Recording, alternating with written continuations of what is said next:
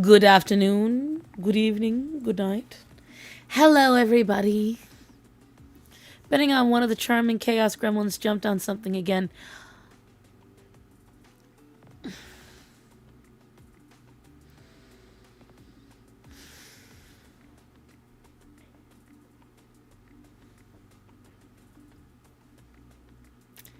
Don't you guys wonder why the cloud is hanging and not lit?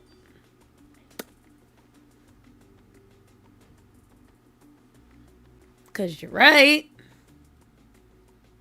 You're 100% correct. Yes, we're going for cozy today because it dropped to 25 degrees last night. The house was 58 degrees this morning. Something like that. They did. Remember how you guys wanted me to do more crafts? Well, Gorian decided for all of you. We're gonna have to make more clouds. Because Gorian decided to climb his ass up the cat tree. Okay? He climbed up the cat tree. He got to the top of it. He locked eyes on the cloud and then jumped all four paws like this and just went boom and grabbed a hold of the cloud and just stripped it off of the ceiling. Okay? So, that was at 4 a.m. because I was in here editing. Because I've been doing this J-Bay video has been absolutely Roman. This is the Roman Empire in my head because and then the mic wouldn't work for a little bit. No, I cannot. Ayo, Travis, I cannot. Sorry. So I'm in here. I'm editing. I saw this all go down. I tried to edit a little longer, guys. And then I got frustrated because this intro to the J-Bay video, I wanted to look really, really good. Because this is my first real video back. The other one with Lydia was just a reaction. And you guys seem to really like it. So I wanted to, whatchamacallit, I wanted to make sure this one looks as good as my other videos that you guys are used to. So I got up on time today because my intention was to finish the editing, have it go through the process, and have it go live around 11. And I woke up at 8:20, more than enough time to do everything I needed to do. The house was really cold, and because the house was really cold, I had to turn on all the heaters to get the house back up to normal temperature because, as you guys know, I've got a lot of elderly animals in the house, okay? So I came and turned on this heater. This is the one that Rachel sent me. And then the two heaters that I already had in the house, okay? So I went, I turned them all on, and since I was a little chilly, I went and laid back in the bed because I did not want to put the kittens back in the crate. Was that you, Matthew? Okay. I didn't want to put the kittens back in the crate with the house still being rather cold because all they'd have done is eat, but then they'd be chilly in there. And I wanted to make sure they had the ability to run around, work up their blood, get the house heated, okay? So I sat in my bed, okay? I sat in bed. I got real cozy with Arya, Atticus, Sinbad, Axel, and Dante, and Umi somewhere up in the window, okay? Come here, it's okay. What, buddy? Yes, you come and see everybody. He's been ridiculous. Him, this one, this dude. Okay, this dude. So I'm sitting in my bed and I'm just chilling. And then next thing I know, I'm getting a phone call. And I'm like, who's calling me? And wait a minute, I'm getting a phone call? Why am I getting a phone? It was Starman. You see, Starman had gone to Plasma and gone to work for a few hours today to, balance out. And that was like, babe, was that 11:50? No, it was like, well, yeah, I think I finished the plasma, yeah. That was at 11:50. So I blinked, and 8:30 became 11:50. And all of my plans shot out the window like lightning. Just right out the window. And so I knew Starman was coming home. I still hadn't even done my morning potty, which I always do, as you know. So I went. I fed the kittens, got them in their crate, fed the adults, got that all settled over here. And then I knew Starman was on the way home because it was still 39 degrees outside at that time. And I didn't want the dogs turned to, chilly dogs. So I waited for Starman. We took care of the dogs. And then I had to have my coffee. And I had to eat. And then he and I had to discuss what I need to do when I get off the stream. Because as you guys know, I'm a little Susie homemaker. Because I spent the last week meal prepping for him. And when I say meal prepping, guys, you understand all the shit that I made. I made burger patties. I made him, I made last week curry. I made him short rib and chicken curry. Got that for him for work. I made him 12 roast beef sandwiches. Packed those up, got those in the freezer. I made my own from scratch chicken nuggets, got them in the freezer. Made my own from scratch burger patties, got those in the freezer. Then I meal prepped for myself. So I went and I meal prepped 16 breakfast burritos. I know I made something else, but I can't remember. Oh, and I bought all the ingredients to make my own bread. I retrieved, remember I was talking about the KitchenAid mixer last week, guys? I retrieved the mixer. My father kindly agreed to it. The downside, as you guys, if you only tuned in last Tuesday and you weren't here on Thursday, you know that my dad, while I was on stream, fell at the VA, conked his head. Which, by the way, to anyone who's in the chat, that is a veteran. Thank you. Thank you for your service today. Thank you for protecting our country. My father, I brought him a milkshake last night. And hello, Atina. Come here. Papa Star is doing better, but not before he was worse. So we found out what happened, and it was a Lemony Snicket's kind of situation. They had me change his medication and add more stuff in, and it was not good. It negatively affected my father, and it ended up screwing up his levels. It ended up causing some kind of problem with his digestive tract. He's got kidney stones now. And my father, who already had lost a considerable amount of weight, lost an additional 13 pounds, which is not good. When you've got a man that regularly should weigh between 200 and 225, and he's out here weighing 173, something is wrong. Athena, baby, I'm holding you. Which, by the way, look how good her fur is looking, guys. Look at how... Can you show the people how pretty your face is looking? How all the scabbies are gone? How you've been biting yourself less? Look at my baby. Yes.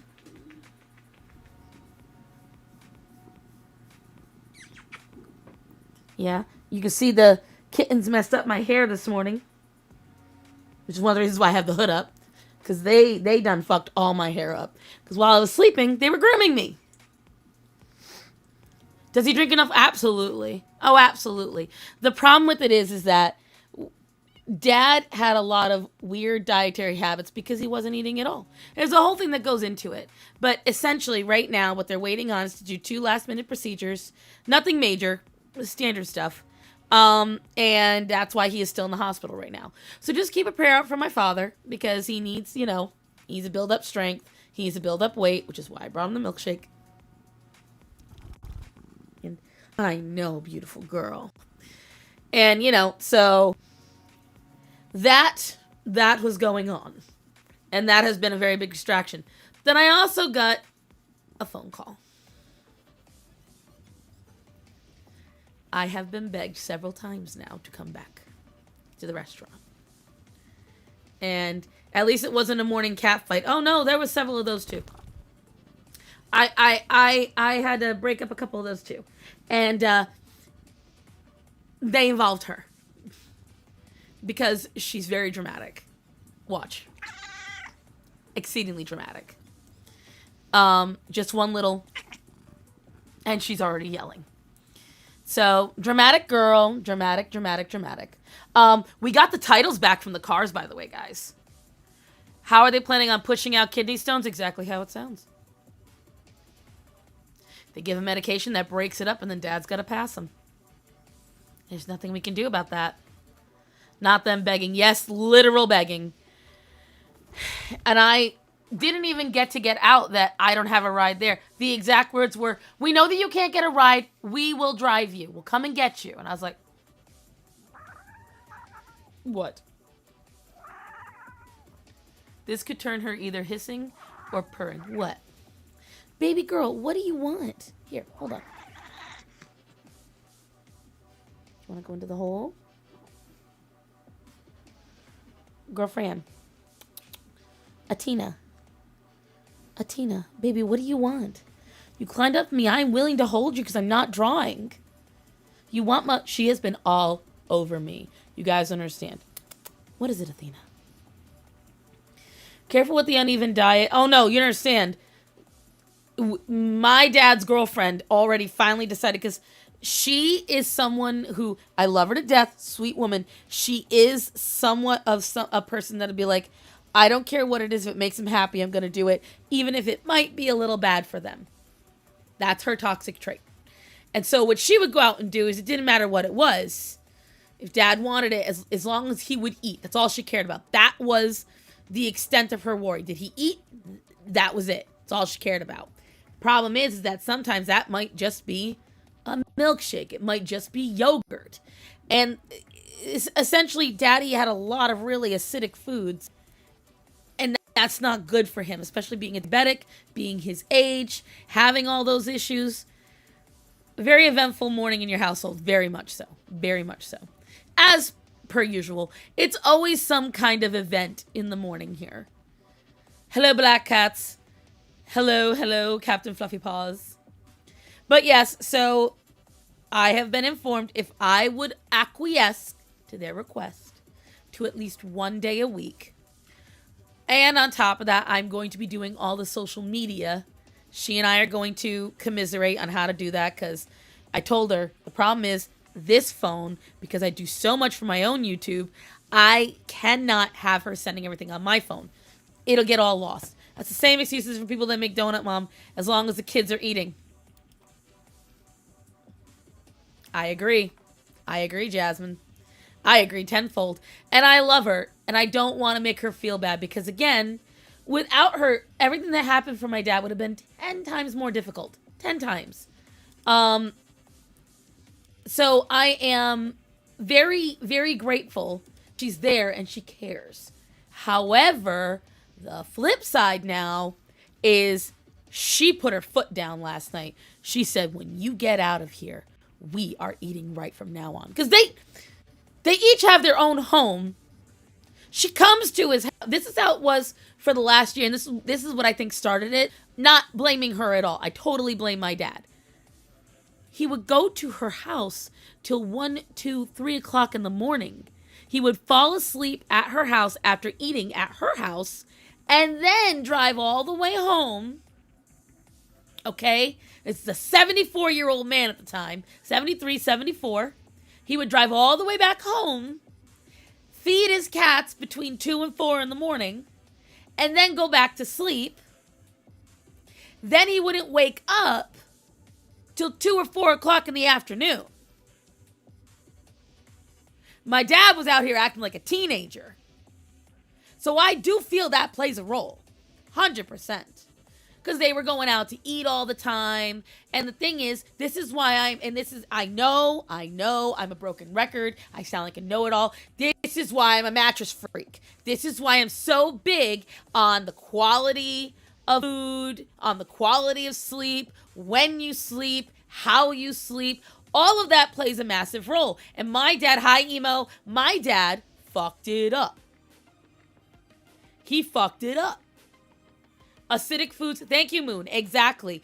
When you eat only acidic foods, that is just as bad as you only eating fattening foods. Because the thing is, there is no balance. And, you know, he has the itis. I swear he has autism is what I think. And, you know, again, look at what they fucking did to my hair. Look at what these cats did to my fucking hair this morning. Anyways, gonna find Twinkies. No, see, Daddy doesn't eat that stuff. See, you guys are not understanding. It's not that Dad would eat bad, but Dad wouldn't eat till like 11 o'clock, midnight. Then he'd fall asleep on the couch for an hour or two. Then he'd go home. And you have to understand something. When you're at a certain age, this is just like how they talk about when you turn 30. Suddenly, out of nowhere, you know, your body hurts more and this, that, and the other. Because your... Matthew?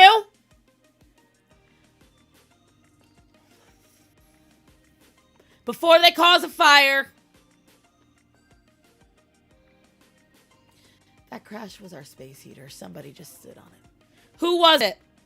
I don't know. Well, it wasn't Athena. She's on me. The picture fell somehow.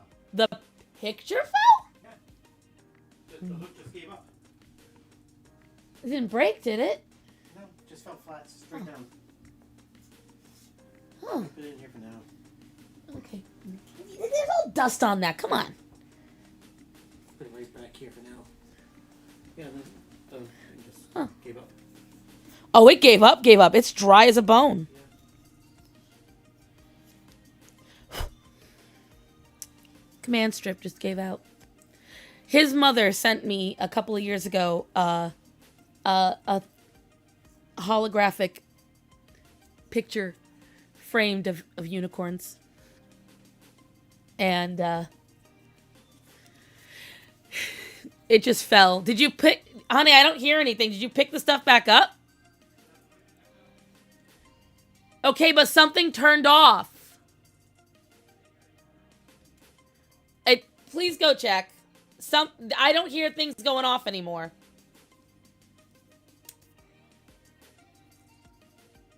The command strip. All right, let me see. Who's on here? Casper out here playing games, all right? The more acidic... Hail to the chat. Hello, Kino. The more acidic your diet, the more you lower your stomach acid, and you'll need to digest food. And on top of that, I believe, because my dad... Something's up, because I heard a big beep, and now there's no more whirring that was over there. Oh, that was the dehumidifier. Okay, did Casper fuck it up? Dehumidifier fine. It was just unplugged. Okay, can you replug? You want to turn it back on? Yeah, I'd actually like you to go plug it in our room on your side of the bed. Because your side of the bed, as you guys know, we have no insulation in the floor. And with the temperature jumping the way it has, the floor is all, like, clammy on his side of the bed. I need to dump this out first. Yeah, I imagine so. It's probably collected a lot of liquid. All right. That distracted me. I missed all of chat because, of course, it's me. I warned you about the climbing crime rate in your household. You know, I was going to do Employee of the Month. I should just start posting, like, the weekly criminal. I think I should. Instead of these, like, inspirational posts I post on Sunday, which I don't know if you guys like or not, maybe instead I should be posting the criminal of the week. Who's the asshole that broke something? I think that's going to be next Sunday. I am posting Gorian's crime, I think, is going to be what I'm going to post on Sunday. I think that'll be a good entryway into Thanksgiving week. What do you guys think? Hello, Fresh Chan. The cat seeing the stars on the wall. That, they don't bother, right? Like, it's really weird. Orion and Greta, when I turned this on in the living room, went absolutely apeshit. Orion comes in here, and this is meaningless. This does nothing for him. The only time that they went crazy is at night. And I posted it on my Instagram. It's very weird. They didn't start the fire. But it was always burning since the world's been turning. Father Star getting in the business. My cats are felons. I had my gallbladder removed when I was 18. I ate like crap and suffered for it. Yeah, this is how I know. I should do I'm going to get, if someone wants to fund it, we're going to put a sign right here on the wall with how many days since there's been an incident. I think that'll be hilarious because I don't think it's ever going to be above 0. There's always going to be an incident. Always. I forgot about the YouTube posts. And I definitely, I will tell you guys, right now while I'm trying to get everything back up, if you love me, if you want to see what I'm doing, you have 3 options that are very helpful for me. And I hate pushing it, but in this economy, I gotta. If you want to support me, it's as low as $1 a month. You can do the Patreon. You can do YouTube. Join it. I do have a goal, but I will tell you, if I got 100 people to be Miracle Past 10, no, Miracle Past 3. If I make it 3 days without an incident, that's a miracle. Because there's always something. Someone climbed up and knocked shit down they weren't supposed to. Somebody cornered somebody in a corner and they got in a fight. Somebody got too loud. Somebody knocked some shit up. It happens all the time. Happens all the time. How about a gold star for every day a cat doesn't commit a crime? I will never use the gold stars. I will never be able to use them. That's the thing. But here's what I will tell you. The few ways you guys can help me out. Oh, also, hold on. Let me show you. This is something cute though. Look. My boots match my sweater. Isn't that cute? I love these little thingies. Granted, they're not tall, so I'm putting my feet on the actual shoes that hold my feet up. So that's something. Setting the bar high. What would the 5-star wanted level? To get to 5-star. All right, babe. What? They want me to do a sign or they're agreeing to a sign where it's this many days since an incident occurred in the house. Nothing breaking, nothing getting knocked down, nobody getting in a fight. What do you think it would take to get to 5 days?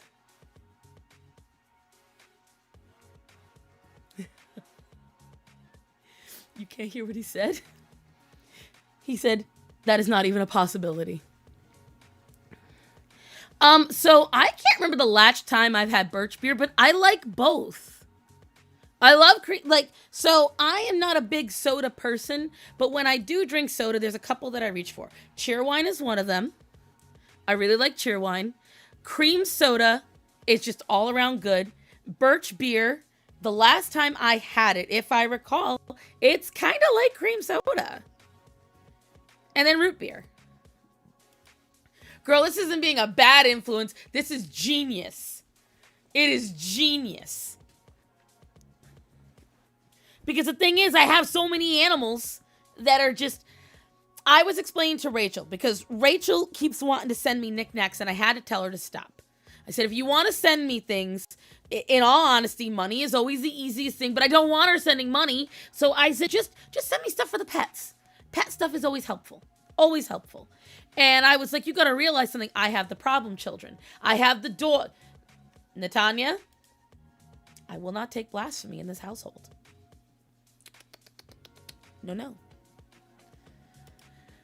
No. Bad.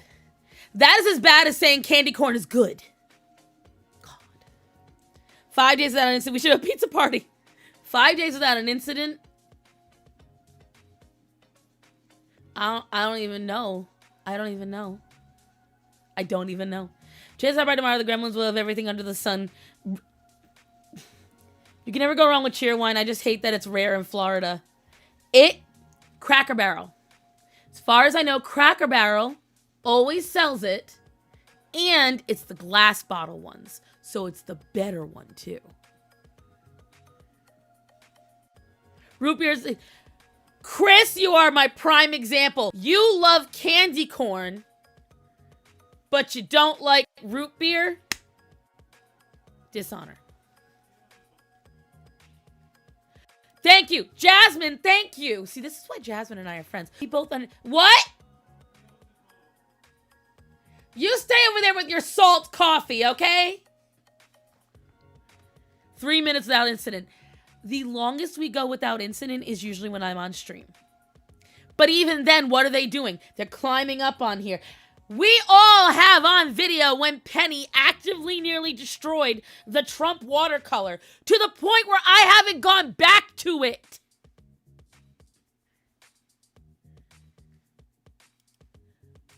Okay, so I have heard about Moxie. What the fuck does it taste like? Have you tried butterbeer? So I have never gone to the theme parks where they make it. I have heard about it. I'd like to try it. I imagine it'd be tasty. Would it just be butterscotch flavor? See, Fluffy Paws. Be friends. I was there for that. I think you were. I think you were. Candy corn it's just solid sugar. It's like you're eating crumbly wax. Chewing beeswax after you eat the comb is more pleasant than eating candy corn.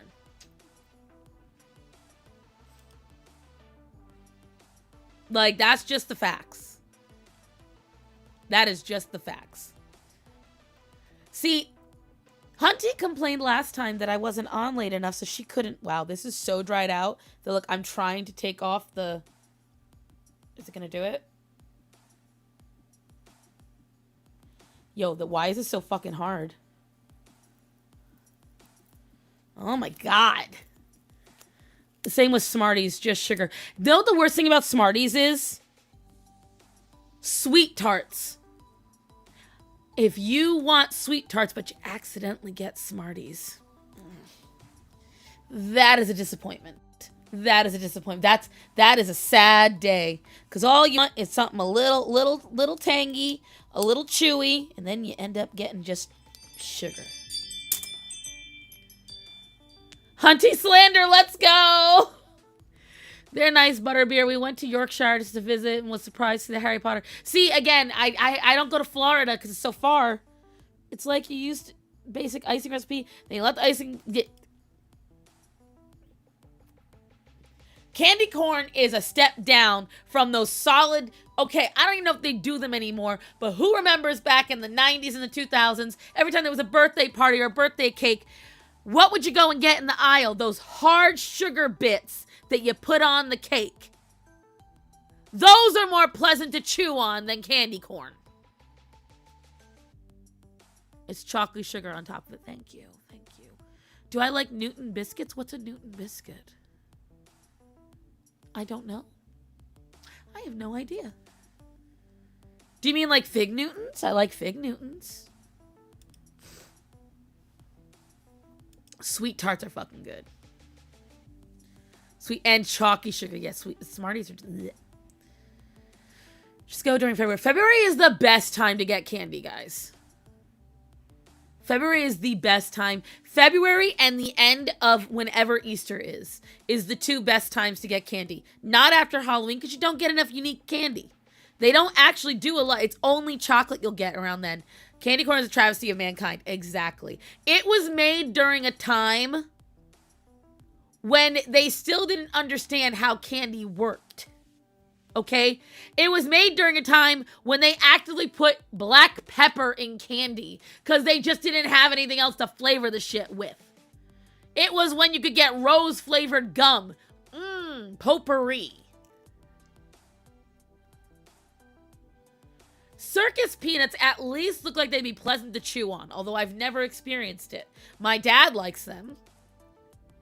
I don't. Because Valentine candy on sale, exactly. And for some reason, Valentine candy is not always chocolate focused. Very weird.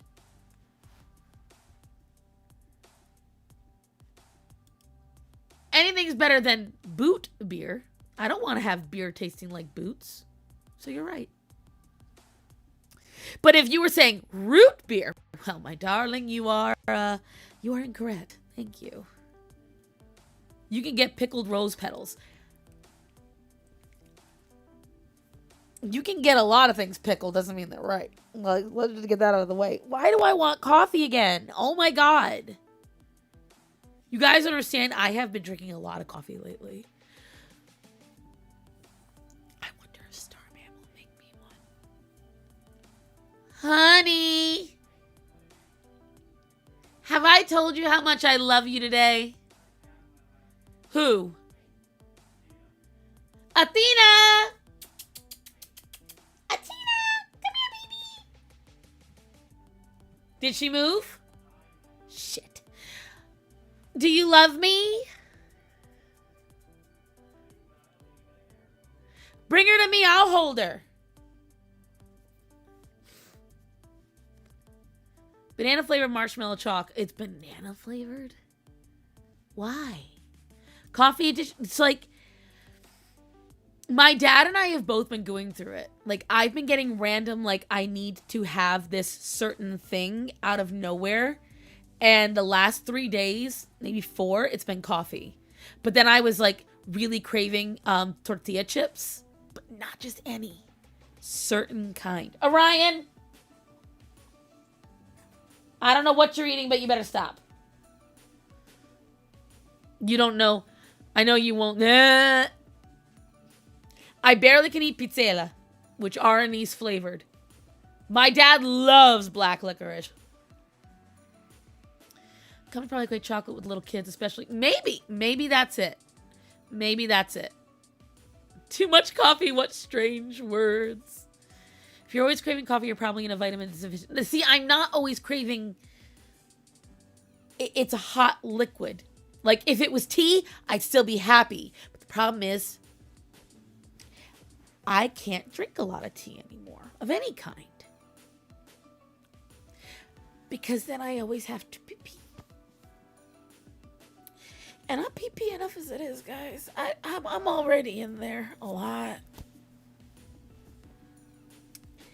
I don't need to increase that. Nope. Nope. See, I don't want hot chocolate because it's too sweet. Maybe you're pregnant. You know? I would love that. But I can tell you with everything that's been happening, there's no timeline for that. So it's not that either.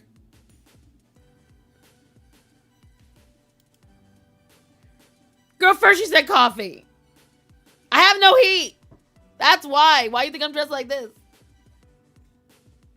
Not even green, any tea.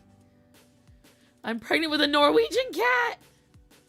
See, I can only have anise in like... Because the thing is, what I've been craving is just a bunch of random stuff. I'll sit there and all of a sudden I'll want chocolate for a hot minute. My dad wanted cucumbers. Then I wanted chicken. Then poor Starman. No, poor Star Song. And I'll leave it at that. My ex introduced me to anise flavored cookies, and I don't like them. And B, the 14-year-old in me giggled too much. The hell kind of live stream did I stumble into when we went from talking about to pee-pee? What in this R. Kelly? Ew, lemon water. That just sounds like it's going to get my stomach upset. Love you, cheers. We talk about anything here, Kino. There is no subject. And then orange is on top of it. Oh, I've been wanting. I bought a whole bag of Halos. Been powering through those. And I will say this. It's also the season coming up. I feel so energized. I feel so energized right now. Just pop in and say, hi, Pluribus. Go and be safe at work and lunch, honey. Apple cider? Oh, why'd you do that? Oh, why'd you say that? There are no filters here, they're right. Leave you running. Oh, thank you, Pluribus. Thank you, honey. Caution tossed to the fucking wind. I will sometimes not say certain things, you know. How'd you try orange? I don't like orange flavored chocolate. I really don't. I don't. It's not a pleasant experience. Oh, and you know what I've also been craving? Raw salmon. But see that it's I I can logic myself out of that. When Star gets chilly, no, when my nose gets stuffy. That's part of the reason why I want the coffee. I want something warm that'll open up my nasal passages. I do want candied apple. I don't like candied apple. My mother loved cherry cordials. I crave them once in a while for nostalgia purposes. Yes, Raw, what do you think sushi is, my friend?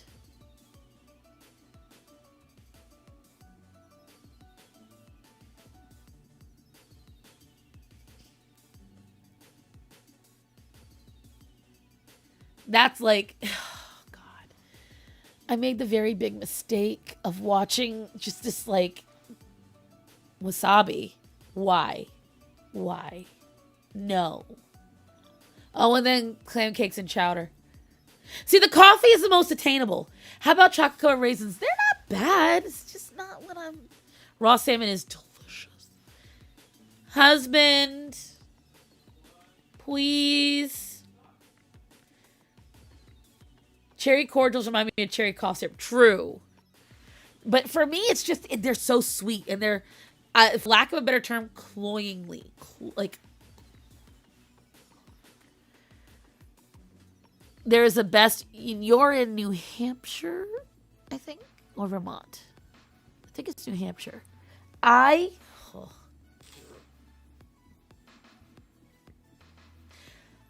just want a plate of Norwegian salmon.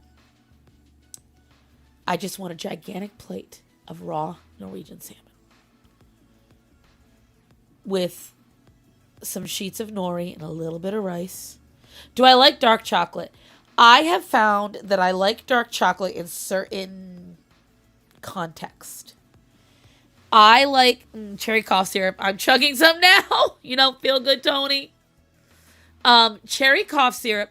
Same here, but they charge you for the sashimi. If you go to a Asian market, a really good one, or a good fishmonger, you can get those. H Mart is really good about it. That is a 2-hour drive for me, so I am not doing that. Michigan has the best salmon. Yeah, you guys get that nice cold water and they come up. Fortunately, I gotta go. I have birthday plans. Well, happy birthday, Fresh Chan. Black cats, that's nasty. Starson is a cat, confirmed. What can I say? I want to go to Korean barbecue. No, I feel great. Norwegian salmon is so good. It is. Oh my God, it's like butter. See, this is the problem. And the worst thing is, guys, I'm not hungry right now because I told you I meal prepped, right? So when I meal prepped, I'm actually very proud of what I did. I tried to make this simple on myself. So what I did, I made these breakfast burritos, and I split them into 2 kinds. I blink twice if the cats are holding you hostage until you get that salmon. No, my bank account is holding me hostage. And the car, because I no longer have a car that can drive long distances. Do y'all see the comments under Gothic's video on women's voting? The problem is right now, all right, let's just, I'll finish my burrito thing, then I'll talk about that, Chris. I made a bunch of high-protein breakfast burritos that I put in the freezer, and I wrapped them in parchment paper, so all I do is put them in 3 minutes in the microwave, and they steam, and they're all great.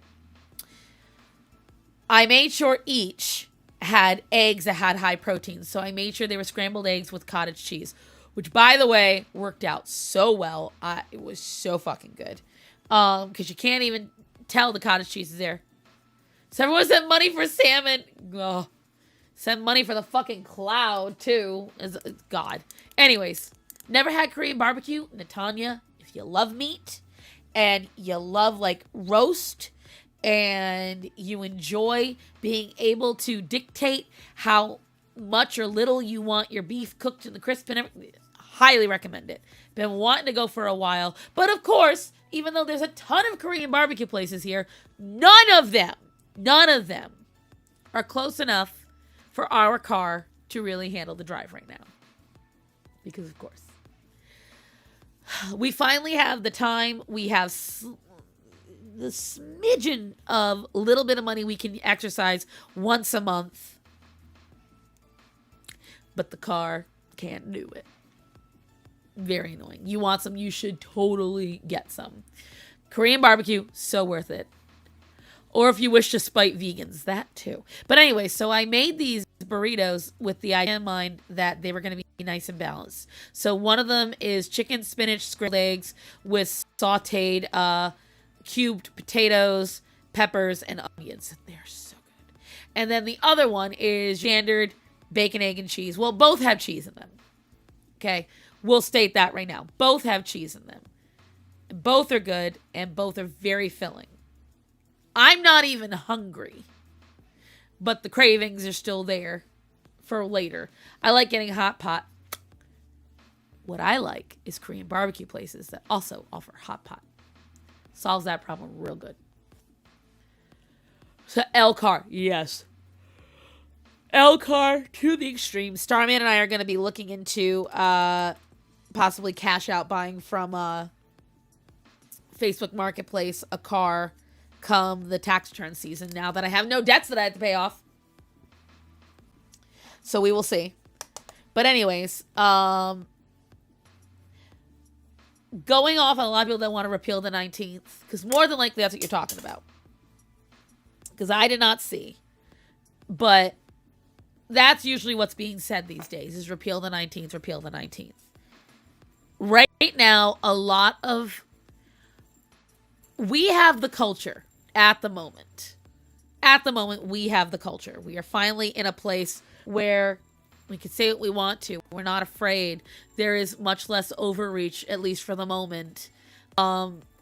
People are not afraid to speak their mind. There's less apologies. But just like how it happened with the liberals, what's going to happen is we're going to have extremists that are going to take it too far. And you see it with the red pill. You see it.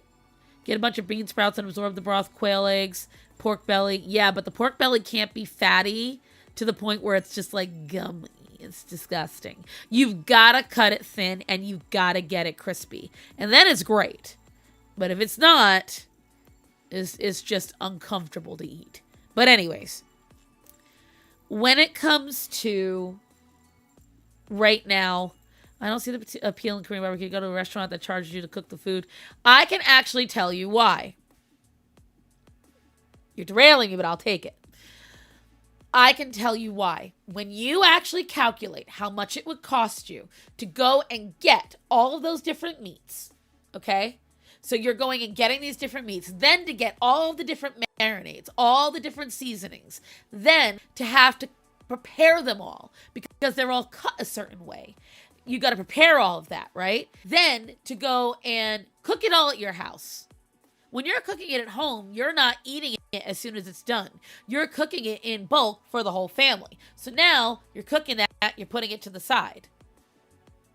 You're going there. You're at home, if you did all this, would cost you at least 3 times as much. At least. Because if you go and look up, you can go to any Asian restaurant. Oh yeah, I've absolutely tried miso udon soup. I've made my own miso udon. I love it. Miso's one of my favorite broths. I make my own miso from scratch. As a matter of fact, one of my next goals is I am going to meal prep bowls of ramen with all the ingredients. Freeze them, and then save them as big pucks. I've done that with beef stew as well. Very excited about that. I have mine with no meat usually. Oh no, chicken in it is so good. So good. And if you have a jammy egg, even better. Also, Korean barbecue is a little slow. They will cook for you in chat. Exactly. So the thing is, when you're going to Korean barbecue, you get a list of literally 30 different meats. Okay? I want you to really think about, for $25, you can try 30 different meats. You get an unlimited amount of certain snacks you can get. You get all of the different sauces, all of the different powders, all of the different oils that you can marinate your stuff with. And you do not have to clean up any plates. You do not have to clean up any kitchen. And you don't even have to clean up the grill that you're cooking on, because they routinely come around and replace your grill for you if it gets too dirty.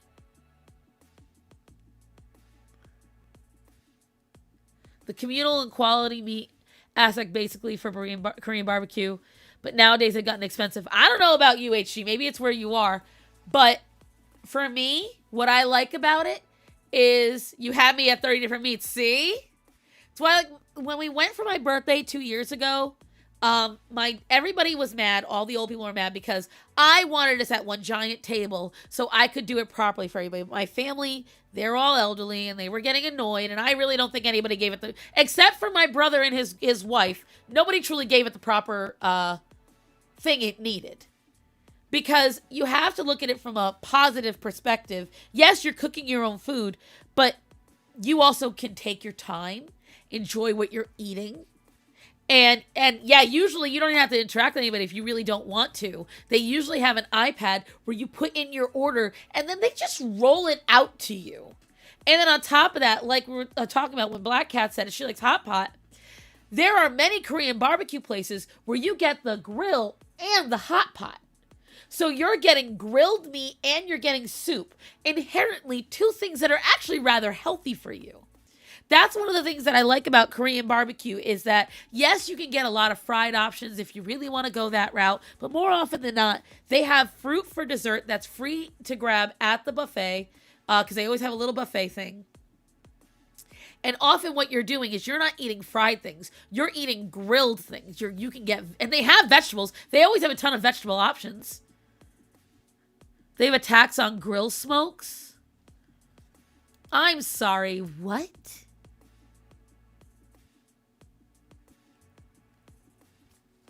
Now I gotta look this up. I know that they have some kind of emissions tax in California and, West Coast. Let me see.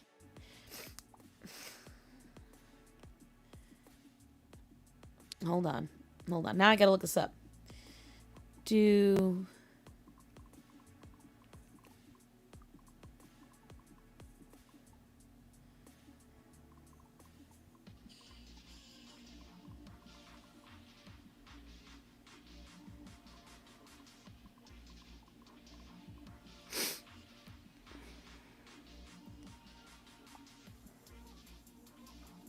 Okay, so no. No Korean barbecue restaurant would not typically pay an emissions tax in the U.S. as there is no broad federal tax on carbon emissions for small businesses like restaurants. However, they are affected by emissions regulations and costs, such as the price of fuel for cooking, which includes a carbon price. So, yeah, no. No, thank God. 4 feet of snow overnight. It snowed here last night, by the way, guys. It may have only snowed for a few seconds, but it snowed! Folks in America, anyway, that they're accustomed to being served rather than having... They all got angry about it. But I have leverage because they always take me to restaurants that I hate, that are not good. And I know my in-laws are hearing this. I hate half the restaurants that they take us all to, but I go. I think that they're terrible quality, and I don't think they're worth the money, but I go. That means that if I want to go to Korean barbecue, you're all coming with me and you're shutting up. At least what we're getting is good quality and tasty. So just hush and eat your food. We can use wood burners too. You can do your own Korean barbecue at home, which I intend to do. I intend to get all the stuff to do it because you can do it in the house. You can get a Bunsen burner. You can get the, if you get a little like grill burner with the butane can, guess what? You already are halfway there for Korean barbecue. But on the other flip side, it's going to be a lot more expensive because you're going to have to go and purchase all of that meat on your own. Do all that stuff on your own. You're going to have to clean everything up afterwards. So, I should have known this cold came from Canada. You guys seem to have that problem during these times. They always, from the moment it hits the end of August, they start having snow.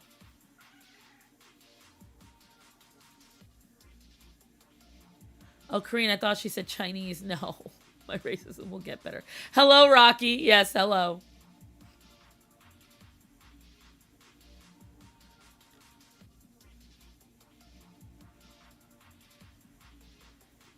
Moon sharing is caring.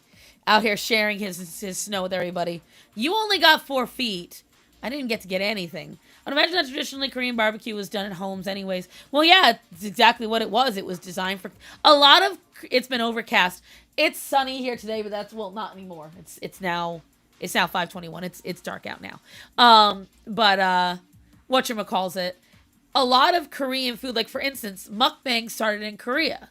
Now, why did they start in Korea? Because of a loneliness epidemic. Veterans Day today. I know, baby. I know. We said that earlier because my dad's a veteran. Star. My house is officially for sale. Yes. Can we get some woo the chat. Babe, I know for a fact that Athena is off at your lap. You're eating? Really? When you're done eating your sandwich that I made for you, will you make me some more coffee? Use the honey from the farmer's market instead. Okay? I hate him so much. See, again, now I'm craving bulgogi too. Like I get such cravings, guys. I've always been like that my whole life. Once I get an idea in my mind of something that I want, then I just want it. I'm a vet, and knowing is I thank you for your service, Rocky. My dad's a veteran, so I'm very keenly aware of him.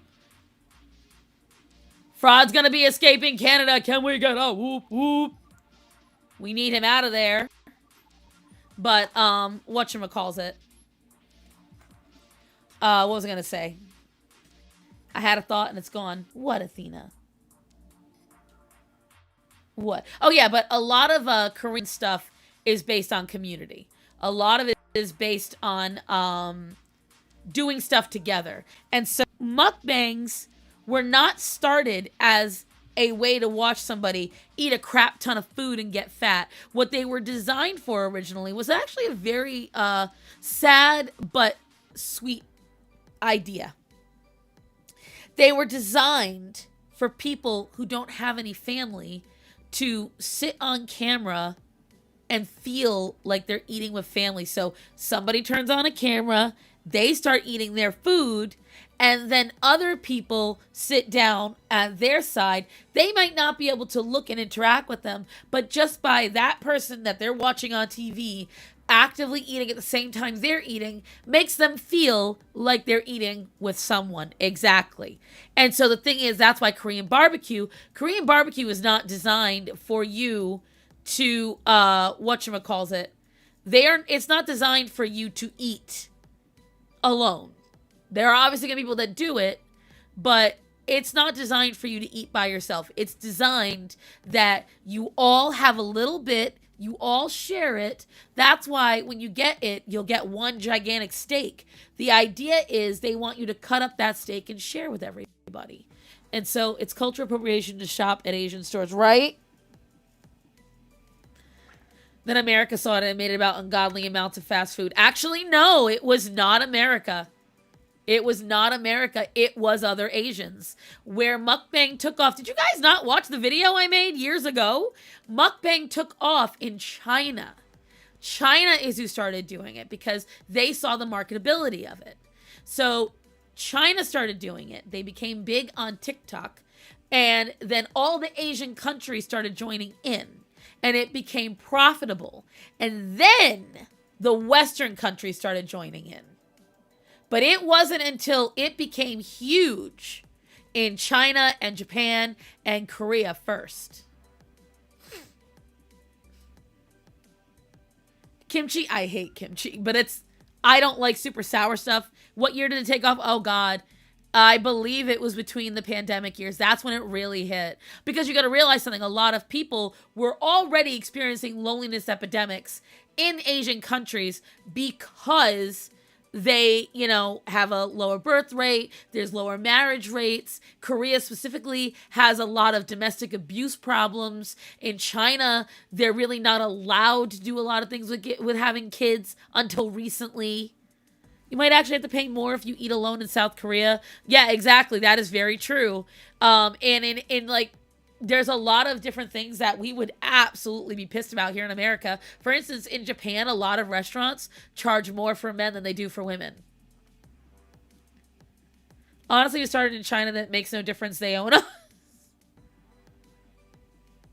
The loser epidemic. Kind of, yeah. I never tried kimchi. If you like, well, I think you do. If you like spicy, if you like fermented things, you will probably like kimchi. If you like cabbage, you will definitely like it. The only person I know who does like all those things but doesn't like kimchi is Starman. He likes pickled things, he likes fermented things, he likes spicy, and he loves cabbage. He hates kimchi.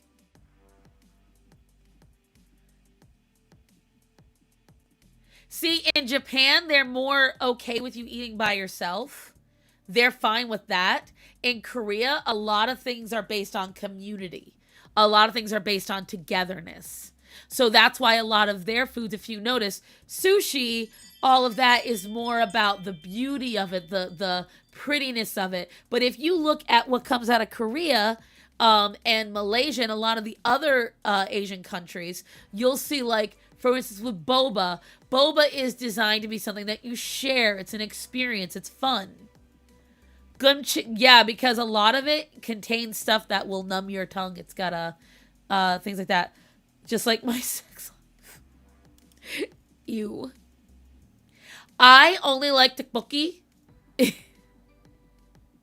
it's fried or stewed in like a savory sauce. I do not like it when it's like with cheese. The delicate nature of the bite. Yes. Hello, Hunty. How long have we been on? We've only been on for about an hour. I ain't sharing boba. I will fight. No, but you're designed to go out and all of you buy it together. That's it. Wow, both of you. What? What, Atina? What's sex, right? My dad had a bunch of Korean coworkers who would make big batches of kimchi. Yeah, like a lot of like, if you're an avid manga reader like I am, you'll see that difference. You'll know immediately, even if you don't recognize some of the names for which culture, you can recognize immediately by the way that they do everything. So a lot of times they'll talk about, oh, I made a bunch of side dishes for you. Oh, all the side dishes. These are your side dishes. That's a big thing in Korea, where it's a lot of side dishes created all at once. Whereas in Japan, it's, again, one meal that's balanced by a lot of stuff. It's very different. It's very different. What, baby? That's why, like, when you go to Korean barbecue, you'll see that they'll have this little dish they bring out to you, a bunch of pickled items. Those are designed for you to snack on. That is your breadsticks. You're supposed to drink it, not smoke it. I have, like, in my small-ass town, I've got, like, 2 boba places. It's really weird. I like my manga read to me. Ugh. I hate audiobooks. You want to cry? Why, honey? Athena, what is it, baby? Shh. Calm down. You're fine. Are you done? She's been spicy enough. She might smack me today. Athena. Athena. Yeah? What's wrong? Why are you being so rude? What? What's wrong? I think she might have hurt her mouth earlier. She did get in a fight. What? Shh. Shh. You're okay, baby. Yeah.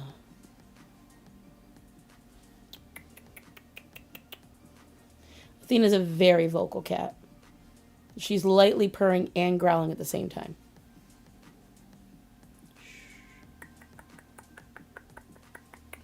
This is what it means to have a problem child. Why is she being spicy? I actually don't know. I actually genuinely don't know.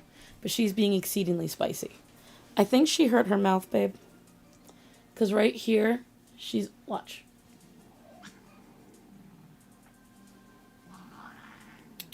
What mug do you want in? Can you do it in the Hershey again?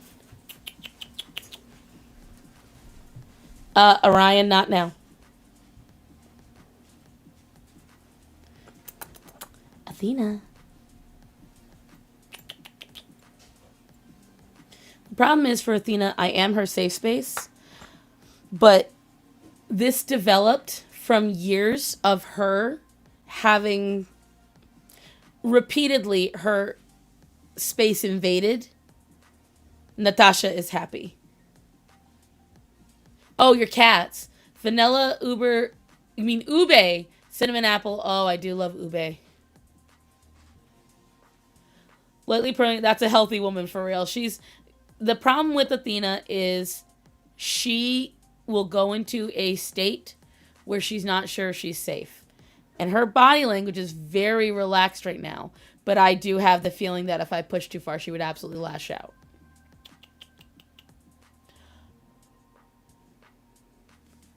Oh, he's your baby pug. Got it. You feeling better?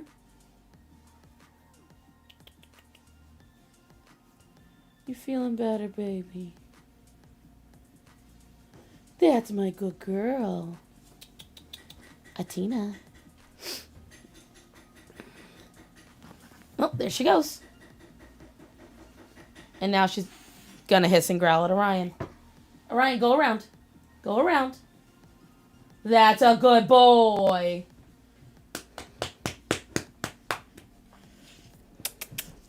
I know. He's a bad boy.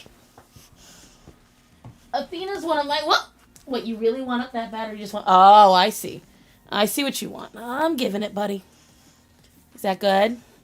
See that face? That's the face of a man who wanted his scritchies and scratchies by any means necessary. He wants them and he gonna get them, huh, Ryan? Oh, is that the good stuff? Is that the good stuff? I know. Boy. Oh, my Lord. What is it? You want to come up? You know what's going to happen if you do. All right, you ready for this to be the disaster of the... Here's a new incident already. Come on, up. Jump. Jump. He's trying to. Oh, God. Ugh. Ugh. He's standing on my legs. All right, you've achieved your goal. Boy, what is you trying to sniff at? Ugh. There's so much of you, Orion.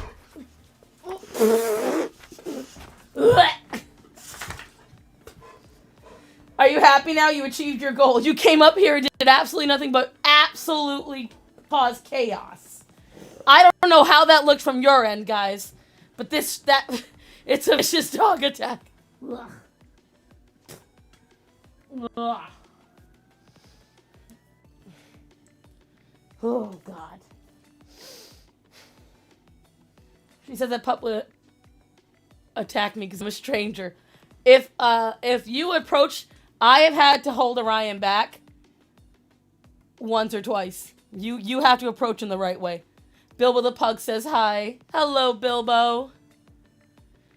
Oh, God. I know, exactly, Moon. And mind you, you lost weight since the last time you saw him. And that's 0 minutes without incident. I'd be getting up to erase the board right now, kids. That was a struggle. It was an immense struggle. You guys understand, he was over here. I don't know what you saw, but he was over here trying to jump and pull himself up, and it wasn't working, okay? It was not working. I said, I'm gonna pet that dog. That's attempted murder, for real.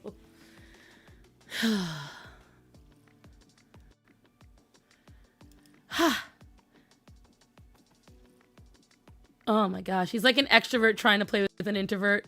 I kind of tried not to give him a lot of attention. That's impossible and you know it. Because the problem is, and Moon learned this the hard way, no matter who you give attention to, if it's not Orion, it will... Starman just finished it. Even if it's not Orion, it will be Orion. I'm almost 50. Who's elderly? I'm going to pet that dog. Let me tell you something. That's why I've had problems with him with the cats. Because I've got his fur. The problem with it is that Orion... Orion treats everyone like they're another dog. Okay? So what that includes is he is entirely too used to biting at Greta's neck, not for attacking, purely just like, you know, I'm going to annoy you. He is entirely too used to doing that with Greta. So what does he do when he wants one of the cats to get out of the way so he can get our attention? The exact same thing. There's a vast difference, though, between the cats and Greta. And Orion still hasn't caught on to that all these years later. I love the answer what Orion is a lot. He's very smart. We have a Family Feud who bakes them with fresh ube. They're so good. And Winston thinks everyone is his baby. That's the problem when you get these animals. I know, Greta. Now Orion made me sweat, so now I gotta switch my shoes. I know, Greta, baby. Girl, you're gonna make me die. You're just as warm as he is. Aspetta. Come on, move. I have to take off these slippers before I die. Because they are doubled. I have the cozy socks on as well. Cats will square up, depending on the cat. Some of my cats just, Oh, thank you, husband. Some of my cats will just run, but that's not the biggest problem. The problem is that he can genuinely hurt them just trying to bully them. That's the problem, black cats. Oh, shit. I just made a boo-boo. I'm stupid. Will you help me pull that off? Grab from the heel.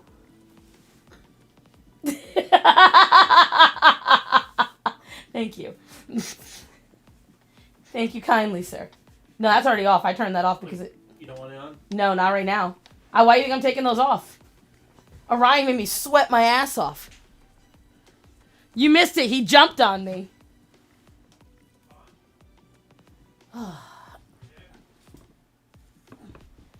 See? I bought them specifically because of my little Snuggie.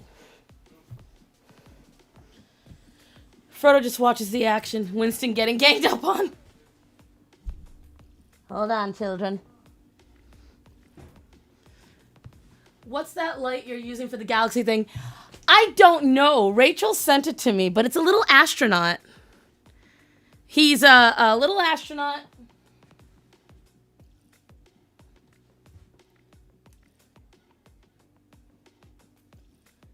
And he makes very pretty galaxies.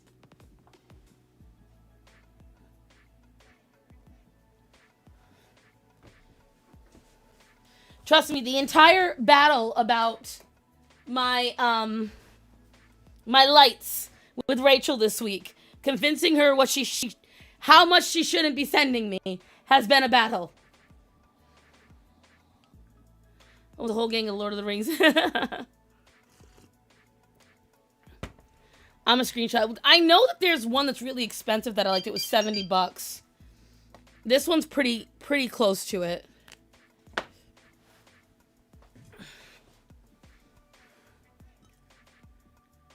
I am very proud to say I have never used ChatGPT. Hold on, Bubs. I'll do better. I'll just send you a photo.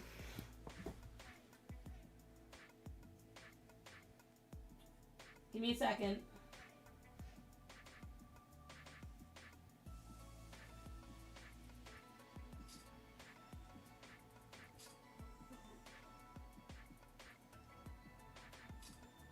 I'd have read you the box, but Orion ate it.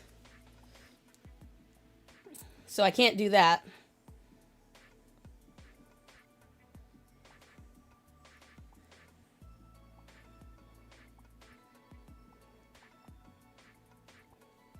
There you go, Bubs.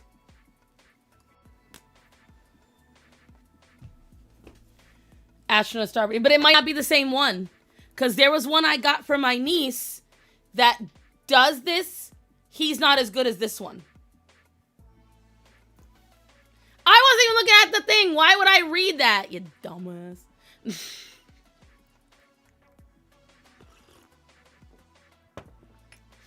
I don't like using the AI the way we do. Am I the one that feels like Christmas is the worst holiday, low-key? Why? No, I definitely... Truth. Truth. No, and Rachel's actually sending me 2 more projectors. So my plan is to curate a custom background with all 3 projectors.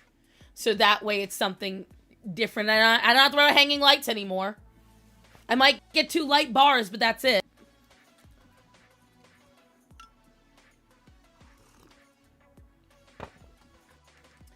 Orion's biggest dog I would interact with. Most dogs I've met small or medium. When Orion leaned on me, I knew he was heavy. Yes. He leans on you, you feel it.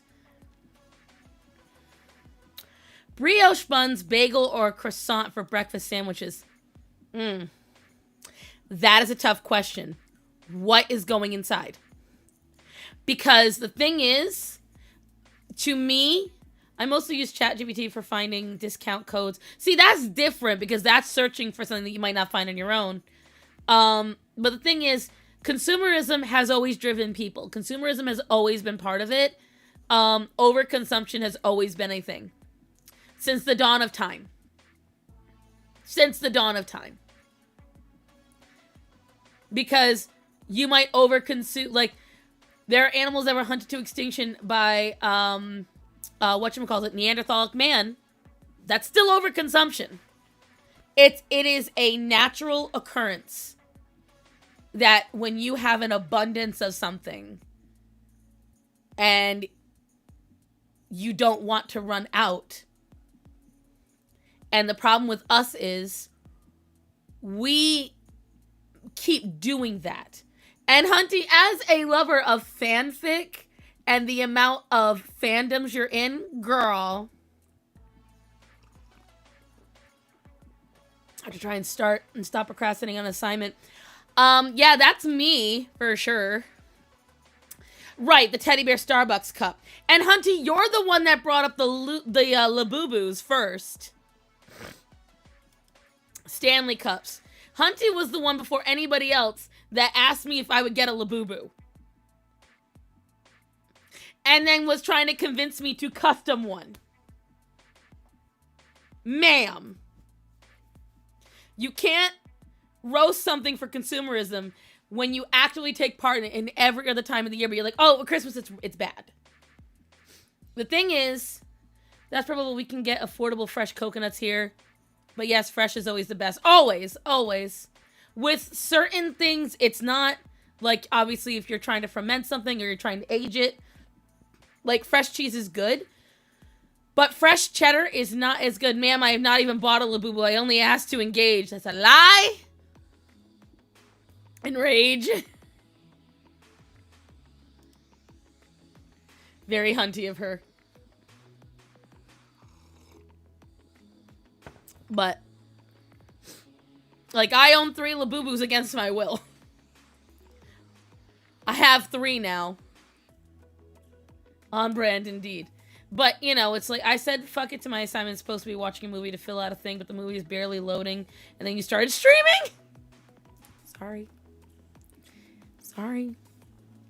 I think the thing is, a lot of people that see it as consumerism, it's because they were not raised, and I don't blame anyone, and I'm not calling anyone out for this in particular.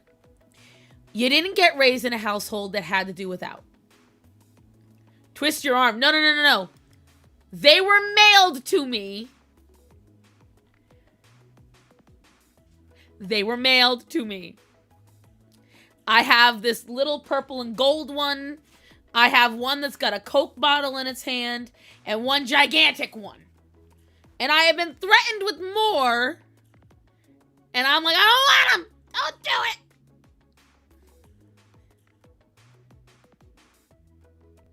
Merchandise is truly the moneymaker. Exactly. The thing is, like, a lot of people, if you've been raised in a family that, like, and I can use Rachel's example because I've been having to go over this earlier. Knickknacks are cute and fun. I do not collect a lot of knickknacks. And we've talked about this at length over the last few weeks of why I don't. I don't even like stocking up on art supplies all that much because after a while you have so many, you're never going to use them. I don't like waste. And so the thing is, if you're not raised in a practical or logistical family, which my family was, despite my mom, I want to have my students make ornaments, but they'll always have to. And overconsumption, loneliness. Yes, this does, I'm getting there, fluffy pauses, it does play a part.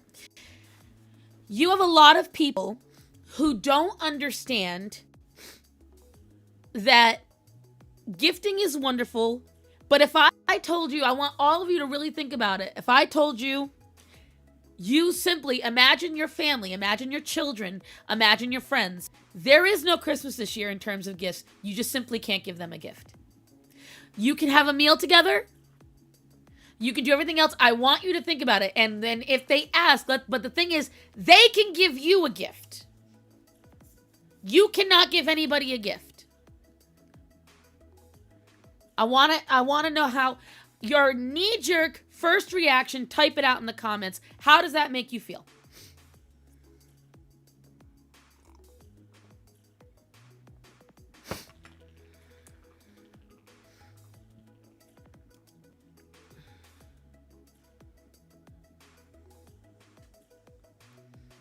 But I want you guys to tell me, how does that make you feel? What is your knee-jerk reaction to that? What would you say? What would you do?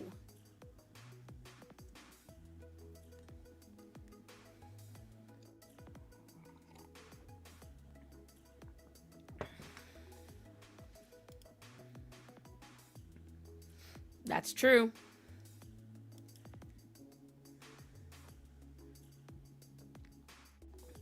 I'll repeat the question again. I want you to, this is a consumerism test.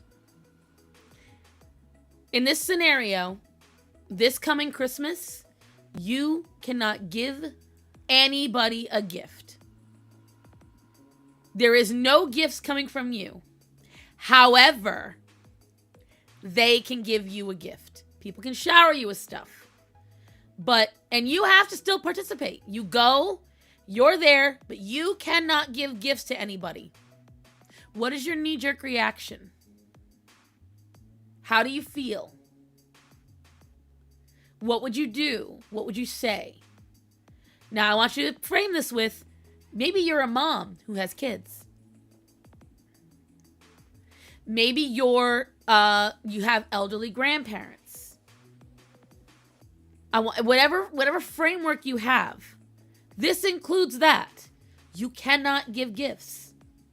It's just not possible this year. How does that make you feel? You'd hate it. Why? Feel like a mooch. You'd hate it. You're all already telling me that despite the fact that you're saying you don't like consumerism, that is you being upset that you can't participate in it. There are years now I have not been able to give gifts to anybody. I feel selfish. There has been years where I have not been able to give gifts to a single person. Not one. So what I did instead was I made practical gifts from the heart. That is one way of doing it. You feel guilty. You try to find a way around it. So when you talk about consumerism, it stems from a couple of different feelings. You feel guilty. See? What it stems from is that means most of you have not learned how to give love without an item involved. You feel like a selfish freeloader. You usually give practical gifts. But what if you simply can't afford it? What if you have no money? What I'm saying is consumerism derives from a couple of different things. Yes, FOMO is definitely part of it. And Moon is right on that. But another part of it is you've never learned what love is without giving someone something. You don't and that's why I had to hammer into Rachel. I told her, acts of service. It doesn't occur to any of you that you could come up with a different idea. Maybe like what Rocky is saying. You feel guilty, but you don't find a way around it. What it tells you is that your brain does not understand the act of love and the act of a holiday and togetherness unless you are giving them a physical item. Now, for me, I have a yarn stash and a set of crochet hooks, right? I can make things and give acts. You know, you can sit there and say, don't worry, I will make sure to come over and cook for you guys. I will clean up everything. Don't worry, on Christmas, I can do this. I can make this. It's kind of how it works. I hate it. I understand, Moon. You gift her a foot bath. Like you giving her a foot bath or an actual physical foot bath? I actually resorted to love cards. I can make something better, though. Bake cookies and spend time. Be creative. If your worry is consumerism, then you have to remember there's a reason for the holiday to begin with. But the problem is a lot of people these days have not gotten the education and the maturity to think past a physical item. I've had to multiple times. And the thing is, the most important part, and part of that plays into me not having certain people here anymore. I would sacrifice a gift for the rest of my life if it meant that I could have every single Christmas my mom and Brandon there, for sure. I used to make gifts when I was younger, but I felt like people didn't like them very much. And if they don't, they don't. You know, and then you still don't have to give it.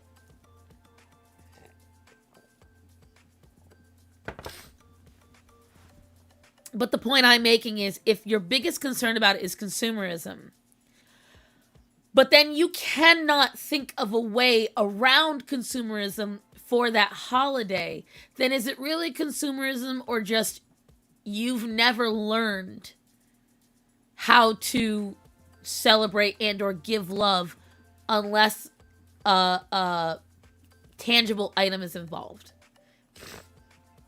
That's the thing. Because, like, let's say you have elderly parents.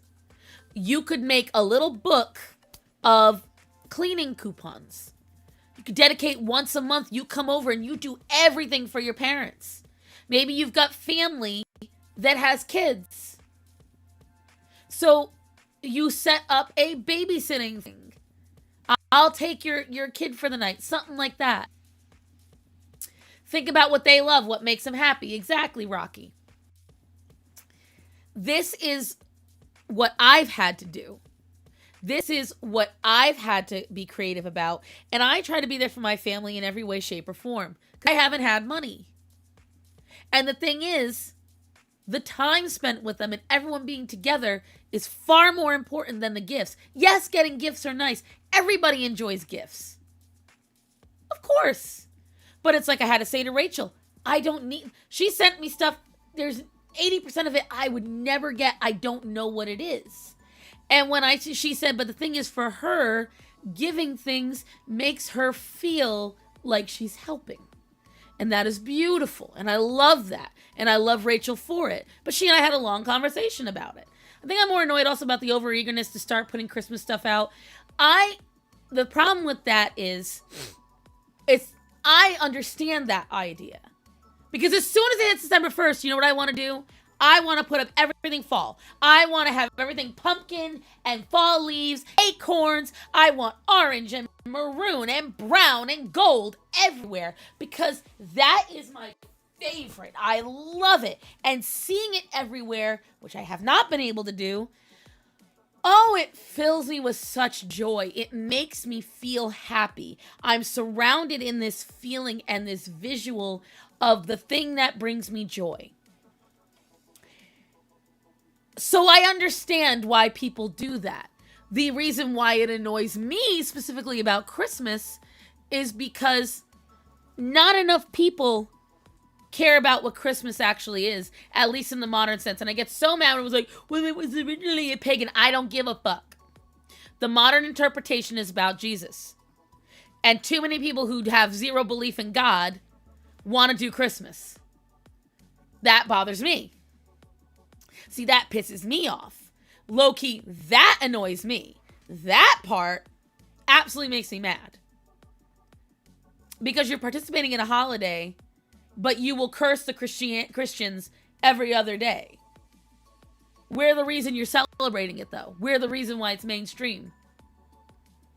So if you want to get into what annoys me, that annoys me more than anything. I am very strict on the certain holidays. I do believe that Thanksgiving does get very glazed over. And part of that is because, this one part of the internet that none of us Americans really are taking, because we're all sitting there saying, oh, it doesn't feel like it used to. Oh, we're not feeling. You know why? Because now we are global. It isn't like in the 90s and 2000s when a lot of these European cultures, these Asian cultures, they were still very unknown to us. None of us knew anything about it. But now we are experiencing more of the world. So the thing that was just about us has been harpooned. They don't care about Thanksgiving. None of them understand what it is. And so as a result, because it's not marketable, the foods for Thanksgiving are not marketable to the rest of the world. The stuffing, the mac and cheese, the green bean casserole, the mashed potatoes, the turkey, the gravy. These are all very American things. Most of the world doesn't give a shit about that. Most of the world doesn't even know what a pecan pie is. They don't do any of that stuff. And the main goal of Thanksgiving, the only time you see about Thanksgiving is a Friendsgiving. Why? Because most people have broken up their families. You all have to remember something. What happened in 2015? It actually really started with Obama. We really want to get into it. Back in the 2010, 2011, into the 2012 election, Obama really started creating this rift where people truly did not want to associate with anyone that was Republican. Because now if you were Republican, you didn't like Obama. Well, now you were evil, you were a racist, you were this, that, and the other. Okay? Think of how many people cut off their family even then. Way back then. Way back then. Doing something niche you love goes mainstream and ruin it. Absolutely. Absolutely.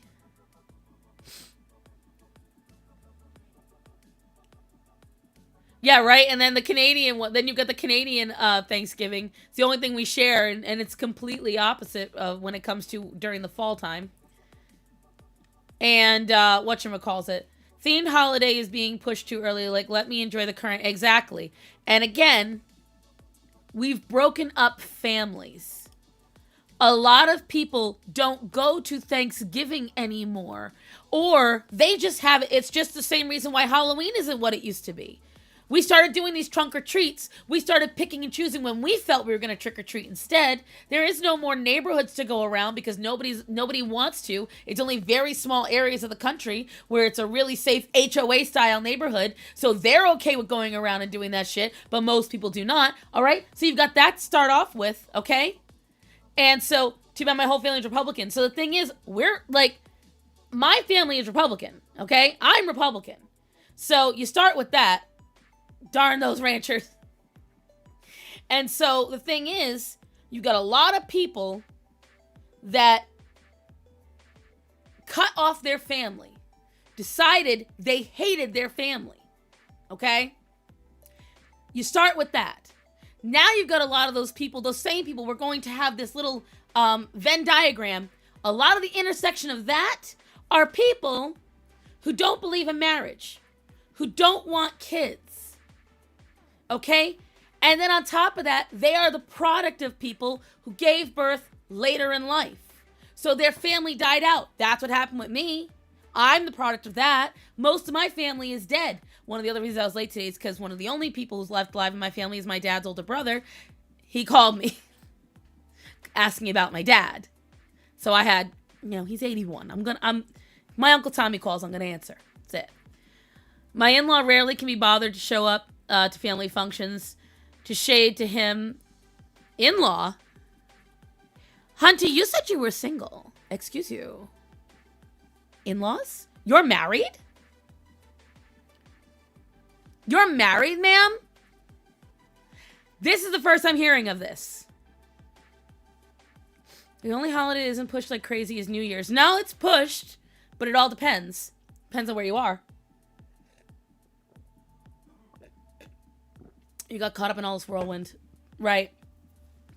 And, they assume what I want. A lot of people like to assume. Your sister's husband. Okay. But anyways, I was born too late to be part of the family gatherings either. There you go. So you put these into perspective because when I was young on Thanksgiving Day, we did go and visit family. I can live without family function, but that's you, Moon. And again, the thing is, we're talking about the overlapping because the thing is, in order for our society to survive, there has to be family. What's the stitch? I wish I was married. Families are true. The thing is, there has to be family. There has to be people that breed, for lack of a better term. But the thing is, in my family, Thanksgiving, we stopped for a while because that's the day my grandpa died. Literally, he died on Thanksgiving. And my mom had a really hard time for years with it because that was her dad. I know, I really thought she was hiding a whole ass spouse this whole time. But, so... God, I need a man. Yeah, we need to get out of that fanfic shit. My God. And so, when you're looking at this stuff, when you get a majority of people who don't have a family, they don't want a family, so then they make these things with their friends. Always love Christmas. So many of the families came together and we did midnight mass novena to prepare for Christmas. Right.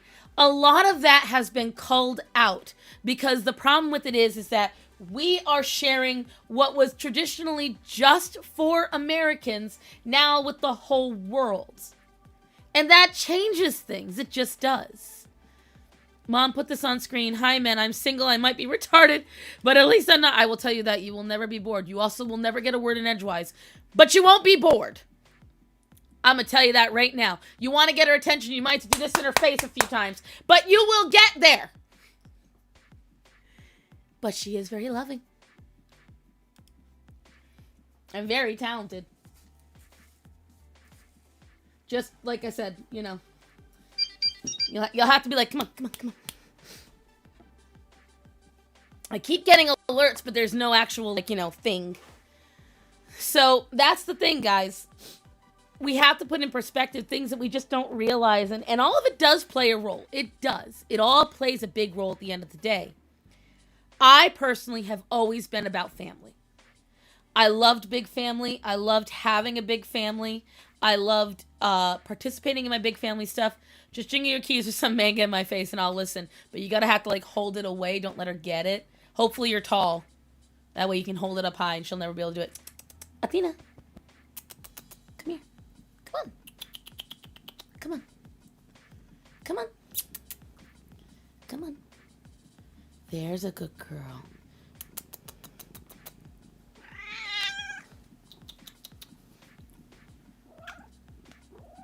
There we go. She's in a better mood now.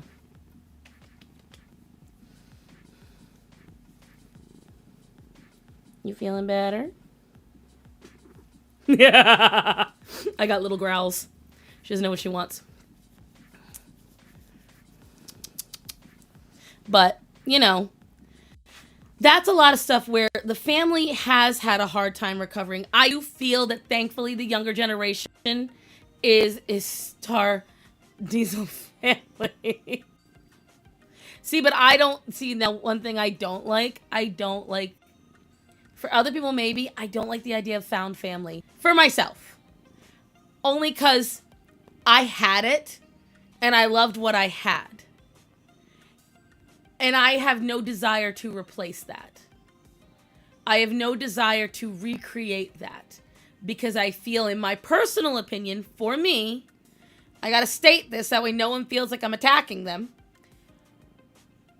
It does a disservice to the people I had it with. It does a disservice to what I originally had. I just have to deal with the fact that I no longer have it. And that's just the way it is.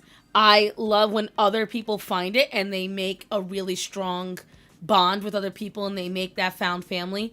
It is not for me. And I knew that for sure when my mom died. I remembered that when there were people that came forward and tried to tell me, you have other mothers. Don't say that to me. I do not have other. I have women in my life who I care about deeply, who are but they are not my mom. And I mean no disrespect by that, but I had one and she was amazing and I loved her and I don't want anyone else but her. And that's it. Being military moving, but we had it. We have felt blessed with my dad's family. I don't know why I feel indifferent when around my family. It could be because I'm always around them. There are people I know who their family is just not good for them. And that's not a problem. And that's why I say there are other people that found family is fantastic. When you have as good as I had it, brain can't cut off something I can't type. I had what I felt was the best, with very rare exception of certain things. When I had it, it was great. I don't have that anymore. And I have no desire to chase it again, because the thing is, for me, what I've discovered with found family is that, in my case, again, because I know you guys may like me just a little bit, but I can be a little much. People can go from really liking me to not very quickly. As you know, I'm opinionated. As you know, I am stubborn. As you know, I am not afraid to say what needs to be said. That can rub a lot of people the wrong way.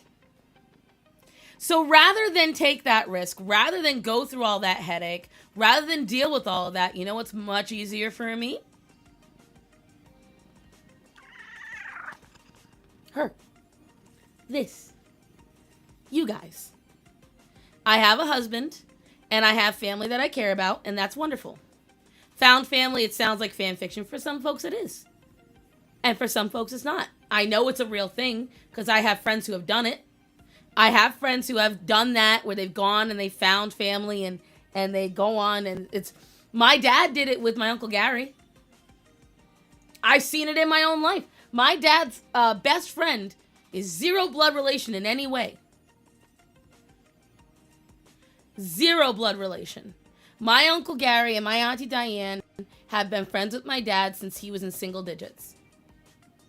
Since he was a child. And the only person in the world my dad will listen to without any argument is my Uncle Gary.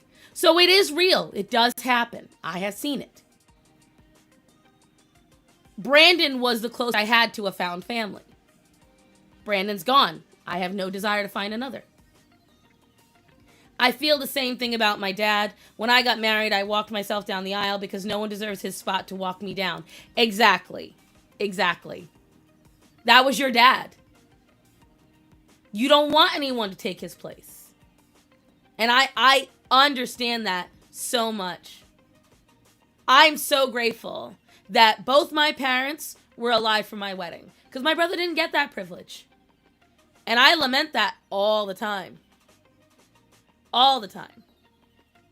Be grateful. Exactly.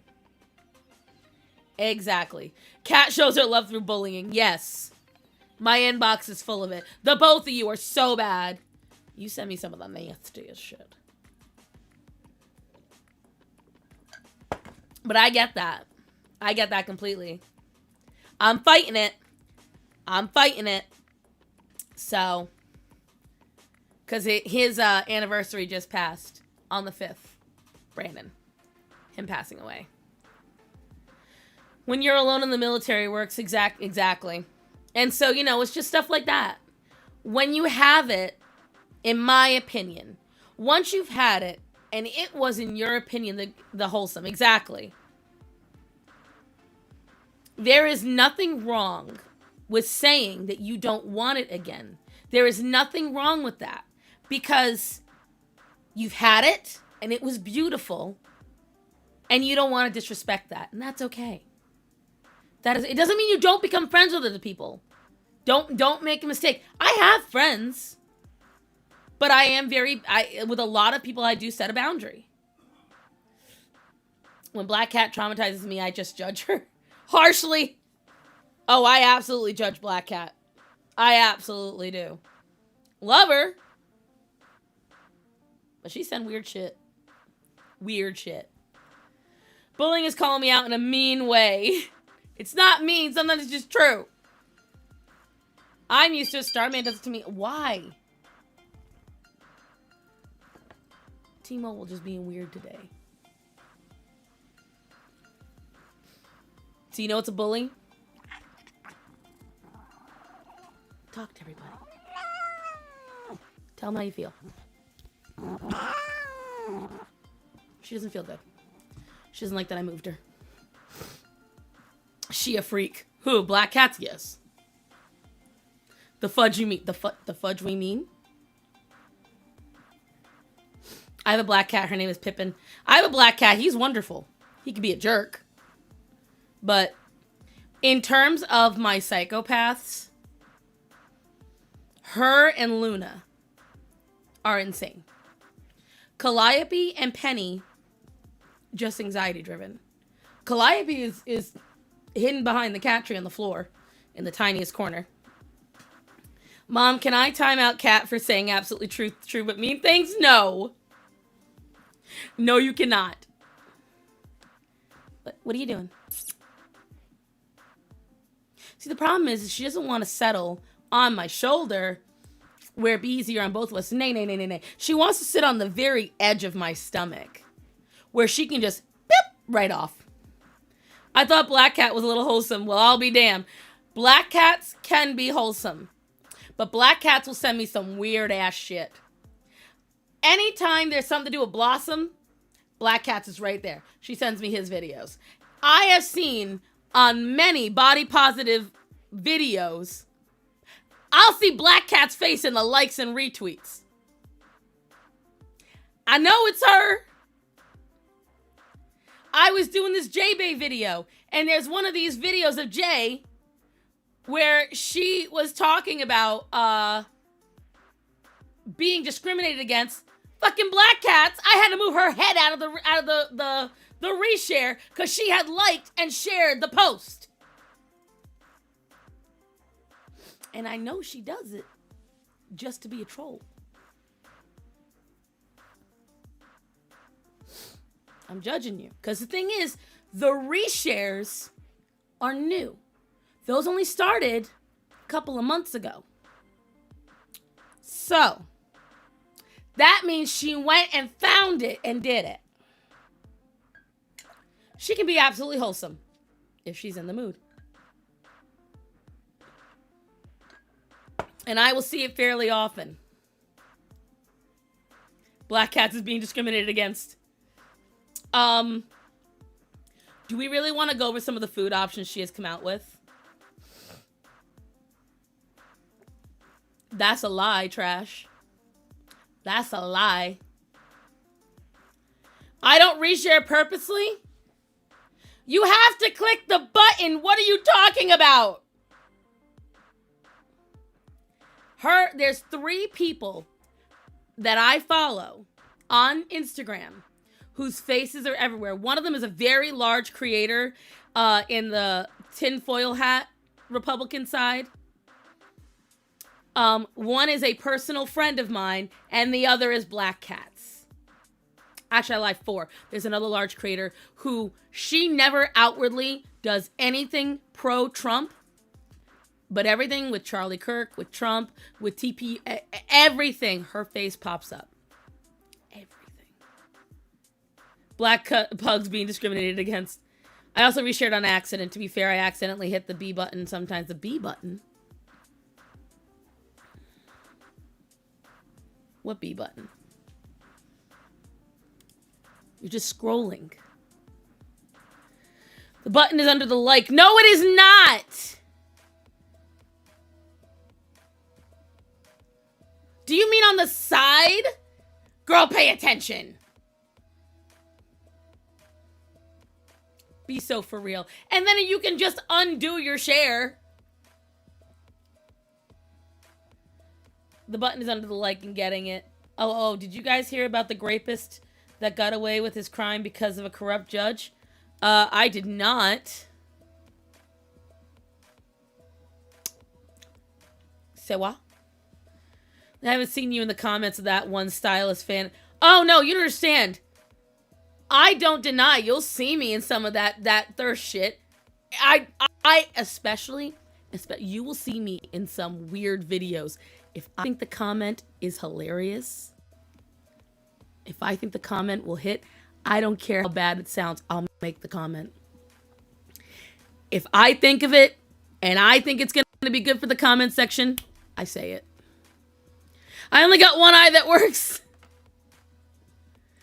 Black cats can be wholesome, really? She's usually the first one to explain. Yes, this is also so true. And black cats, no, I can see black cats crashing out right now. Listen, girl. You jump to get on Hunty. And all of you jump to get on me. Oh yeah, you will see me commenting some ratchet shit. He even recorded his crime. Are you serious? I know, Athena. I gotta stand up for a second, baby. I know. Life's hard. See? Bitch, shut up.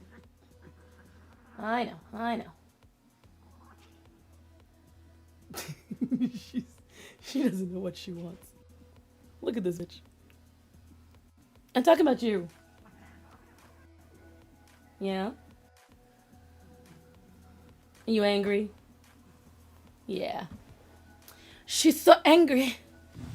This is the most reactive cat I've ever been. She? Oh, black cats? Yeah. Hunty is easy picking. No, Natanya, you do not. You do not. You may not like root beer, but you do not. My chopstick tried to come with me.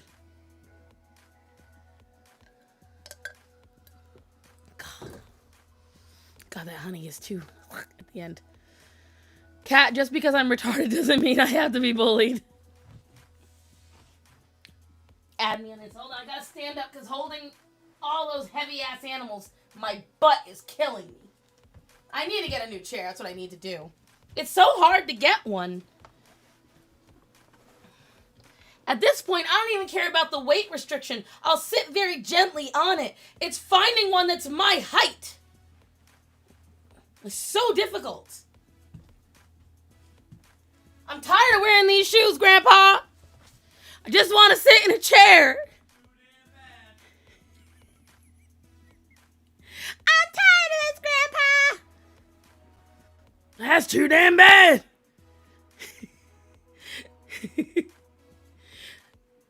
You deserve kindness. Shoosh. You always deserve kindness. You stop it. Wait, baby, do it again. I'm tired of this, Grandpa. He's leaving me hanging now. The bastard. Join the Discord for justice. No. She gets even more fucked on the Discord. Don't even. Do not listen to her slander and lies. I'd take this off, but I only have a bra on underneath, so. But I put on the nice one for you kids. Using the stress ball. What I will tell you right now, do you guys want to hear the most fucked thing of all? Do you know what has been the most comfortable thing for me to sit on? We got a bunch of litter to switch all the litter boxes. Do you want to know how comfy it was sitting on those bags of fucking clay litter? I wish I was lying, but oh my God. I kind of just want to get like 4 bags of clay litter and stack them in a square right here. I'll be like, my head will be down here, but oh, it was so comfy. Oh, it was perfect. Well, that's too damn bad. I don't even like holes. That's the craziest thing. This is how much I don't like holes. I didn't realize that's what the quote was from. It just started getting big again this summer. Everyone's been quoting it. I was quoting it all the time at work because we were just getting tired. And I'd be like, I'm tired of this. And they'd be like, that's too damn bad.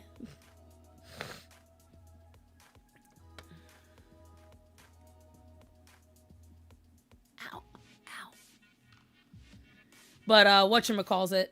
Yeah, sitting on that litter, it's really tragic how comfortable it is. They mold to your body. I don't know what it is. I don't know what it is, but oh, it's so comfy. It felt so nice.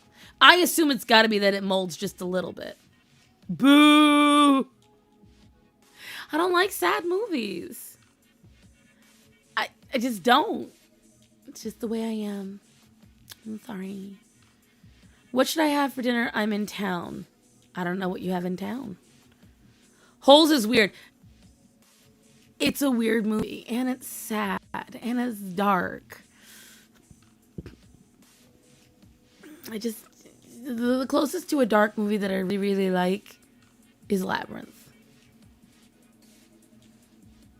I can't think of anything else besides, like, okay, that's a lie, because obviously we like things like Tomato.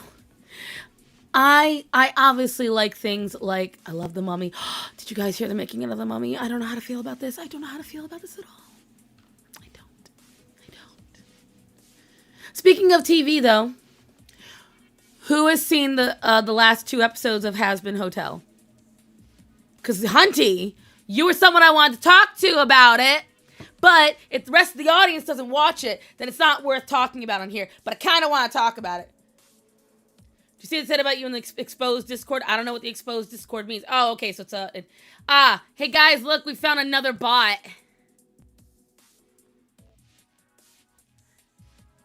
Kick's really got to get on their bot issue. There's just like so many boring bots on there. We watched our English lit class. They're going to wreck The Mummy again, I know. Oh, you saw the latest 2 episodes, Moon? Did you like it? I can talk about it too. See? All right, so good. We can get the comments going. All right, good. Wait, Brandon Fraser is The Mummy? No remakes for that. No. It's not a remake. The original cast is coming back for a 4th. No remakes like they did with Tom Cruise a couple of years ago. Nay.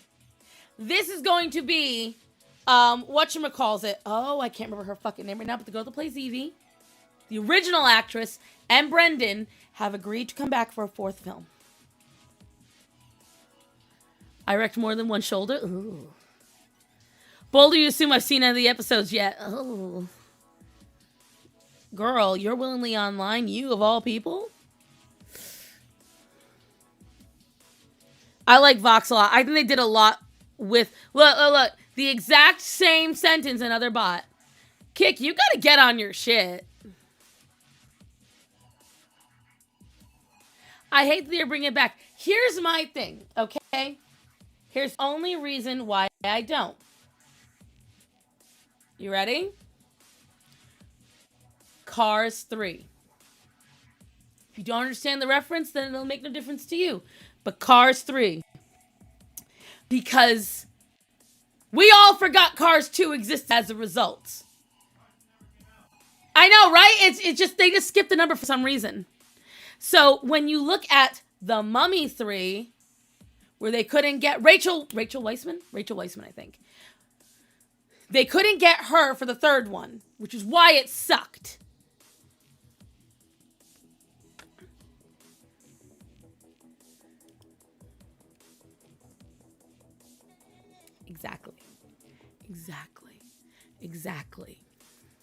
Exactly.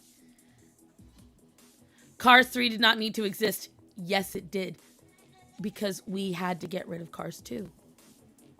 We had to pretend it. No, it didn't need to exist. Planes. That didn't need to exist. Nobody remembers that movie. There's 2 movies that Disney released that genuinely no one remembers. Planes and Home on the Range. Bet none of you remember those films even exist. None of you. They ain't even getting fucking memed. They are that shitty. Okay? At least with Chicken Little and Atlantis and Treasure Planet, All of these were bombs that came out, mind you. Both two, they all came out around the same time. They may not have done well in the box office, but you remember them. Charlie looking dumber with each episode. Yes. Yes. Facts. And take a wild guess what they're coming out with next. Number 5. Where the fuck are they gonna go with this? What, is Andy gonna be in retirement now? Like, what the hell? Loved Home on the Range HG. Please do not make me kick you out of this chat. What is your controversial opinion? Not gonna lie, I fuck with Cars 2. I fuck with most bad movies. I don't hate it. I don't consider it a legitimate movie. And the main reason I like it is purely because Mater got a girlfriend. That's it.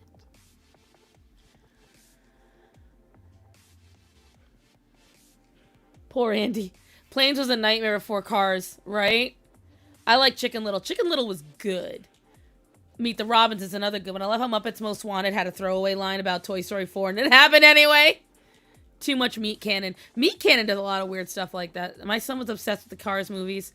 I've seen them all too many times. See, the thing is, I am a Disney... This is the thing. I was a Disney person before it was a thing to be a Disney person. I had zero problem. I was unashamed of that stuff before there was a revolution to be unashamed. I'm afraid they're going to make it evil, Heaven Evil and Hazbin Hotel.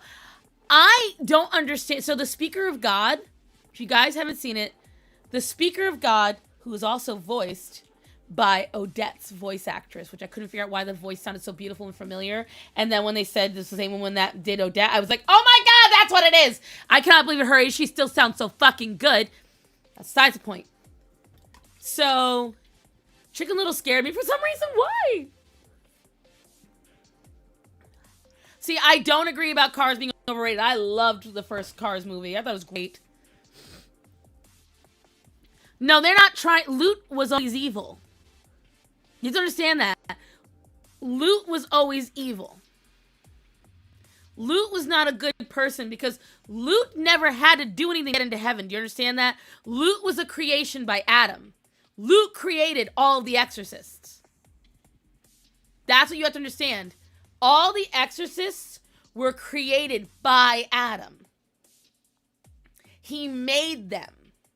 They had no litmus of being good or bad people. They were creations.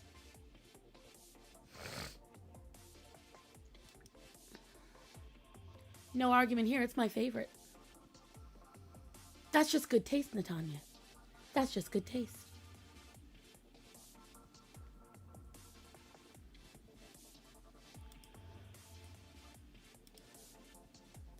Adam created Loot. Yes.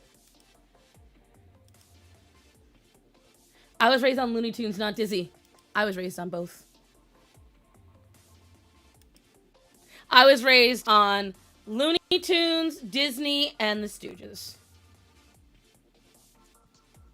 And a little bit of the Blues Brothers. It might explain a lot. Exactly.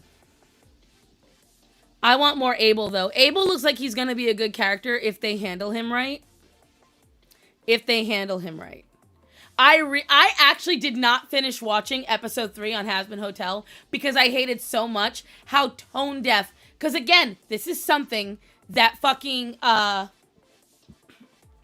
Vivzy does a lot. She gives her characters this great growth and this understanding.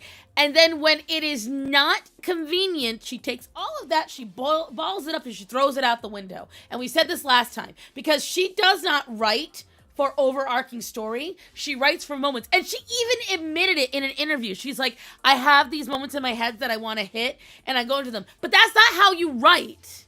You don't write for just a moment to fit into this little slot. Andy Griffith and NCIS. See, but that's different. See, like, I don't, and even though I said Blues Brothers, I don't consider the live action shows that I watch because I watched Cheers, I watched Mad About You, Dharma and Greg, Frasier, Friends, Everybody loves Raymond. We watched all that growing up, and then on top of it, all the traditional TGIF shows. I don't mind the angels being fighters. It's to protect heaven, right? But now we have found out that when did that all start? 7 years ago.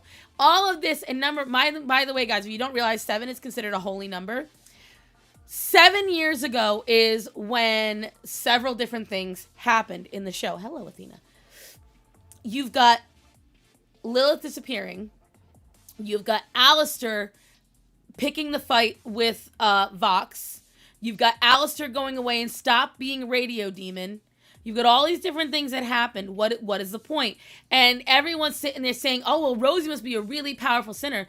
But she specifically said that Alistair is the most powerful sinner in hell. Oh, yeah, and 7 years ago is when the exterminations happened. Why do all of those combine? I think I figured it out. You want my honest opinion? Because I think I figured out it's a little too obvious now that we know all of the things. I believe that Lilith, because they said she caused an uprising, all right? Follow my lead. I figured it all out. I'm a genius. Lilith caused an uprising in hell. Adam and her got in a fight. We know Adam hates sinners. Lilith, after a while, realizes she's probably not going to win because she doesn't have enough angelic arms. Okay? During that time, Lilith and Adam make a deal. All right, you don't want us to rise up against heaven. Here's a deal. I'll let you go and cull any sinners that you want. In exchange, I'm going to stay up here and I get to relax for a little while however I want. That's what went down. My personal opinion, Lilith is also Rosie. And now what I don't know, because the thing is, if Adam can create angels and no one really knows if the cannibals are sinners or not, because they never specifically stated, it's very possible, because Lilith is considered a cannibal, that Lilith just created them. And that's why they all seem to be, with men, women, and children, they seem to be, 70 years ago. Another 7. She collected Alistair 7 years ago. And then she told Alistair to hide for 7 years. Now that I don't know why. More than likely because she didn't want anybody to be able to go up against them. And she didn't want Alistair killed in the fights. He disappeared for 7 years. She probably wants sinners. Lilith ain't loyal, is she? They even say it in the show. They even say it in the show. Think about it. Think about it. Lucifer and Charlie are sitting on Charlie's bed, and or Lucifer's bed, whoever's, and what do they say? Mom always has a habit of putting unimportant things aside for her goals. Lilith isn't a demon. She's not a demon. Lilith is created for Adam. But we're not talking about... See, the thing is, you have to take that aside. They only used elements for Hazbin Hotel. They only used certain elements. She's not a demon within the realm of Hazbin Hotel. She's different. Let me see, I missed a lot because I was going over all my stuff. Golden Girls is goated. 100% Golden Girls is goated. I just find that the angels are a bit incompetent. Of course they're incompetent, because the thing is, they are not perfect beings. I love Alistair being reminded he's Rosie's pet. Yeah. I love Alistair. I love Alistair's character, and the reason why Alistair's character is so well developed is because it's the only one that Vizzy Pop actually put work into. I'm betting Eve is pretending to be Lilith, and Rosie is actually Lilith. Here's my thing. A lot of people point to that Lilith could have made a deal with Rue, because it has been confirmed Rue's voice actress just got through recording it. So somebody who plays Rue got through recording her bits. All right? So Rue is the root of all evil. Okay? And if you look at a lot of the things, that when they show small clips of Lilith, she never opens her mouth, but she has the same roots wrapping up her legs like for Rue. She wears a similar hat to Rue's original design. And on the back of her phone is a giant tree. There's a couple of different things, like, because Rosie could be Eve. And she could be working with Lilith. We don't know. We know that specifically Rosie is, whoever Rosie actually is purposely putting Alistair at the hotel for Charlie, to whatever reason. Actually, Alistair and Vox were cool with each other back in the day, but Vox wanted a partnership. Alistair said no. Alistair definitely took it too far. He definitely took it way too far, but again, that's because Alistair does not like the idea of anyone trying to be equal to him. He wants to be the most powerful. He wants to be the one on top.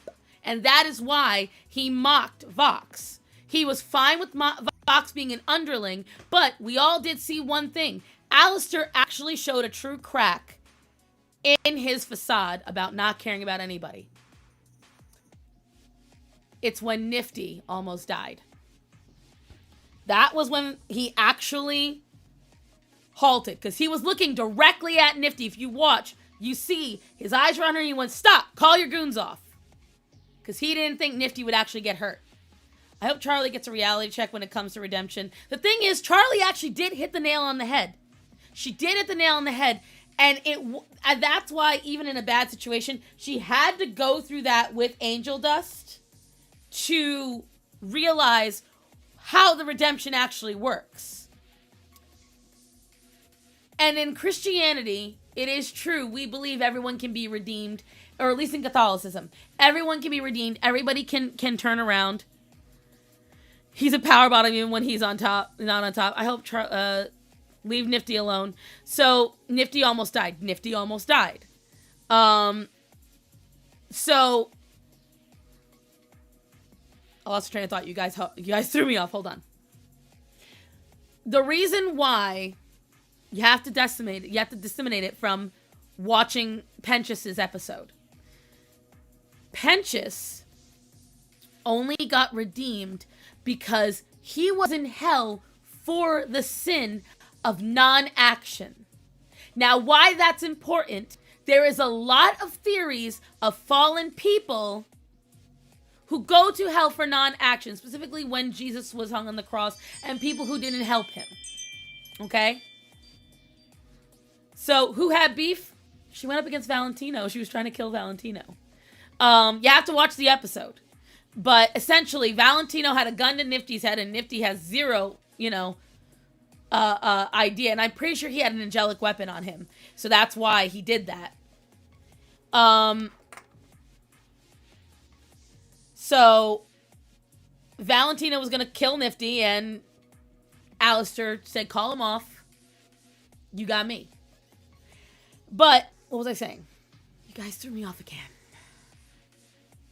What was I saying? Let me go back up. Oh yeah, so we're talking about...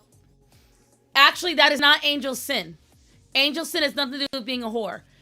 And he did most of that when he went to hell. So, with Pentius's sin was he could have helped people. He could have saved lives, and he didn't. His inaction, his omission did not help people. It ended up killing more people, and he went to hell with that guilt. Okay? So that is why it was such a big deal when he died protecting everyone else, knowing angelic weapons would kill him. That is what gave him salvation. He actively worked to solve the guilt from his sin that put him in hell in the first place. And that is how he became redeemed. So the thing is, Angel's sin is a lot different. Angel was a mobster. Bro, Velvet's outfit changes in the latest episode. They did a really good job with that. Sin, basically the sin of the rich man who was sent to hell. That idea, yeah. Angel's sin is murder. Angel killed his father. But the thing is, Angel's sister is in heaven, right? Angel's sin, because we know plenty of times there are people who have killed to save others, and they went to heaven. Pensius killed plenty of people before he went into heaven. Remember me. Don't do that, because that song makes me cry. Maybe I feel like suffering sometime, I'll watch it. Here's what I will tell you. I am in a love-hate relationship with Hazbin Hotel. I do love the animation. Some of the songs are really good. I will say the songs from, whatchamacallit. Wait, I didn't know Angel was a mobster. How'd you guys not know? He talks like this. He uses a Tommy gun and he walks around in a suit. He died in the 40s. Come on, guys. Does Angel have daddy issues? Now you know why he sells himself. And he does all the drugs. He did all that after getting into hell. He might have shot their dad and mom in the process. There's a whole lot of thing involved because that's what Vox said. Vox said that Valentino knew what Angel's sin was. And Angel's sin was killing his father. Now, obviously he's guilty over it. My funniest part of all of it is why everyone acted like it was so shocking. Because I'm like, you're all in hell. You can't go much worse. Why are we all upset about this? Usually mobs aren't portrayed as prostitutes. Because he wasn't, but he was gay. Well, Starson, to be honest, they all dress like twinks. Well, that's Vivzy. Vivzy's designs qualities are really not that great. I'm sorry. We've talked about this so much. There's more issues than just daddies. I know. Another daddy issue. Another daddy issue. It's hilarious. She's collecting them like freaking Pokemon cards. And, whatchamacallit. So what she's essentially doing is just Moxie's, backstory slightly more tragic. That's essentially what I'm seeing, what I'm predicting when it comes to Angel Dust. Because again, we know for a fact that his brother is going to be in this season. He's in hell. We know for a fact that his sister is in heaven. We've seen her 3 times. And the craziest part is, neither of them have seen each other in the afterlife, yet their designs are so similar. Isn't that odd? And the thing is, it's very rare only certain characters have actual good designs. In my opinion, the only characters that have really good designs are Alistair and Rosie. And Lilith. Because I do feel, with a couple of edits, Lucifer could be okay. But Charlie, I preferred her other design.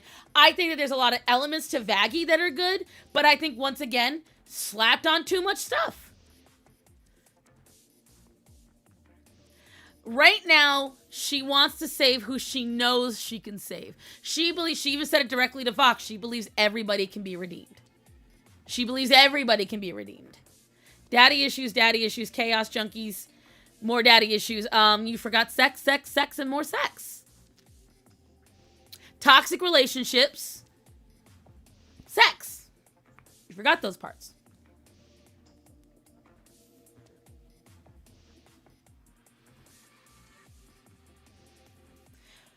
I do and don't see it.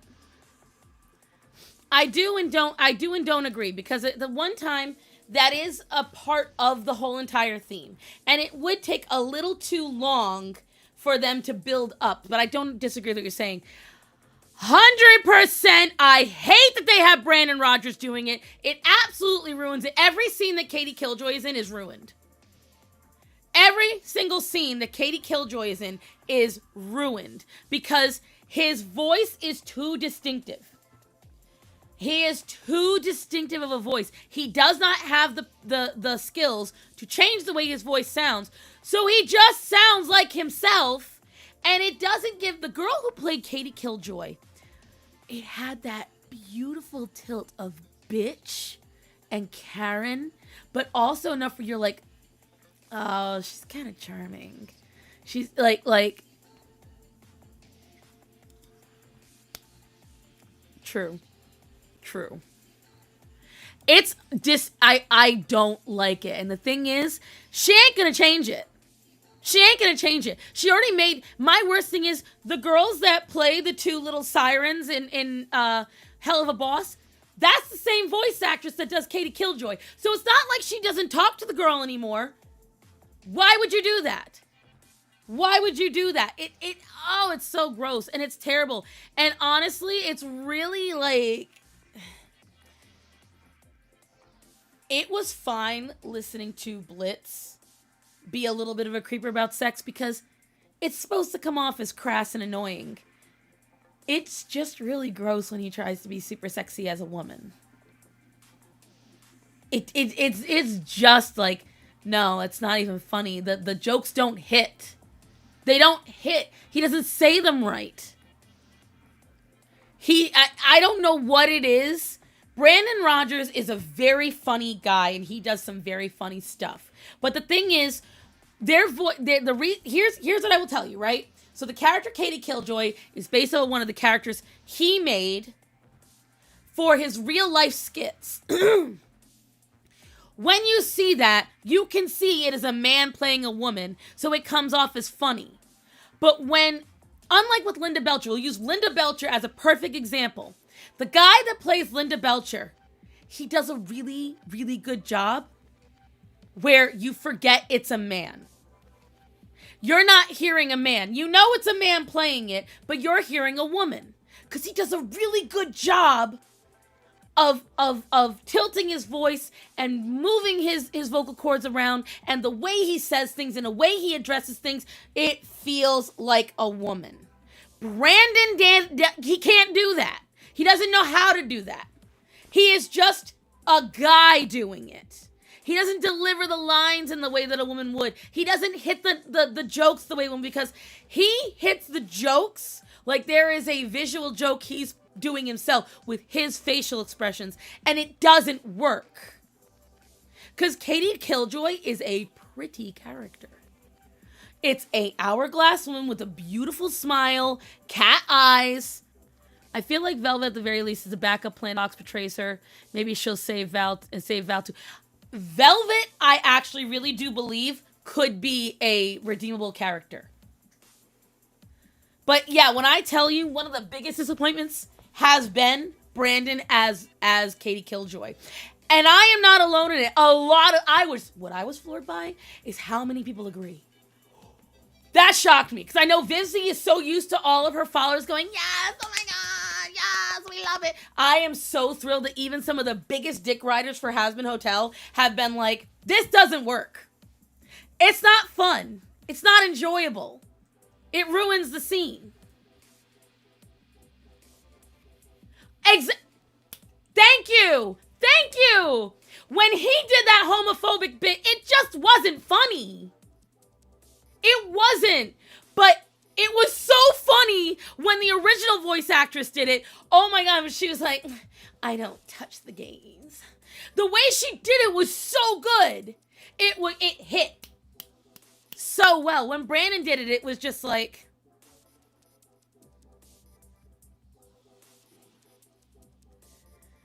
we get it. You're supposed to be homophobic. Brandon as Katie pissed me off the moment I heard it. Thank you. Me too. I could literally rage about that because it just doesn't work. And it's not that Brandon isn't talented, but I feel like they literally just did it to shoehorn him in Hasbin. I really do.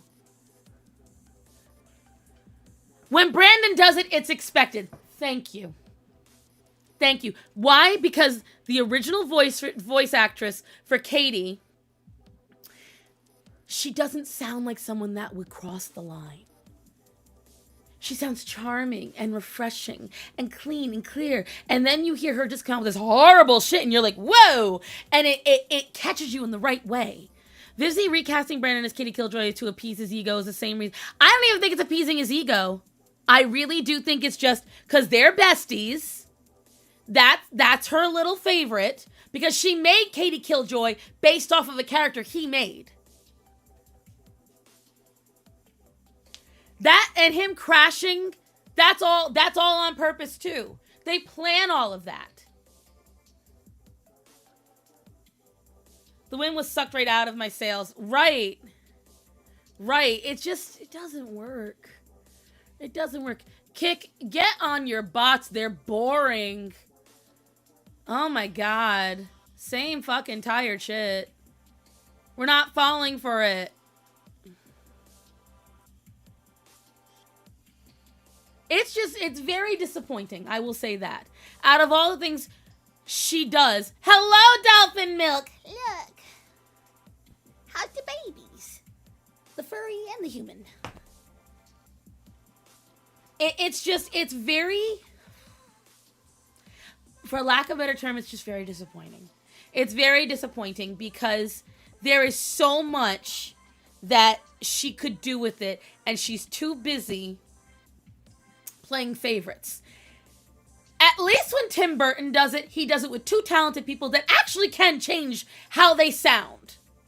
They can change the way they look and the way they sound. I'll die on that hill.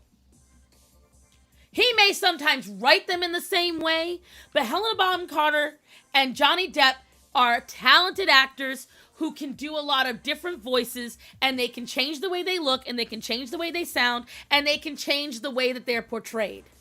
So when they do the same fucking roles, at least it's a little fun.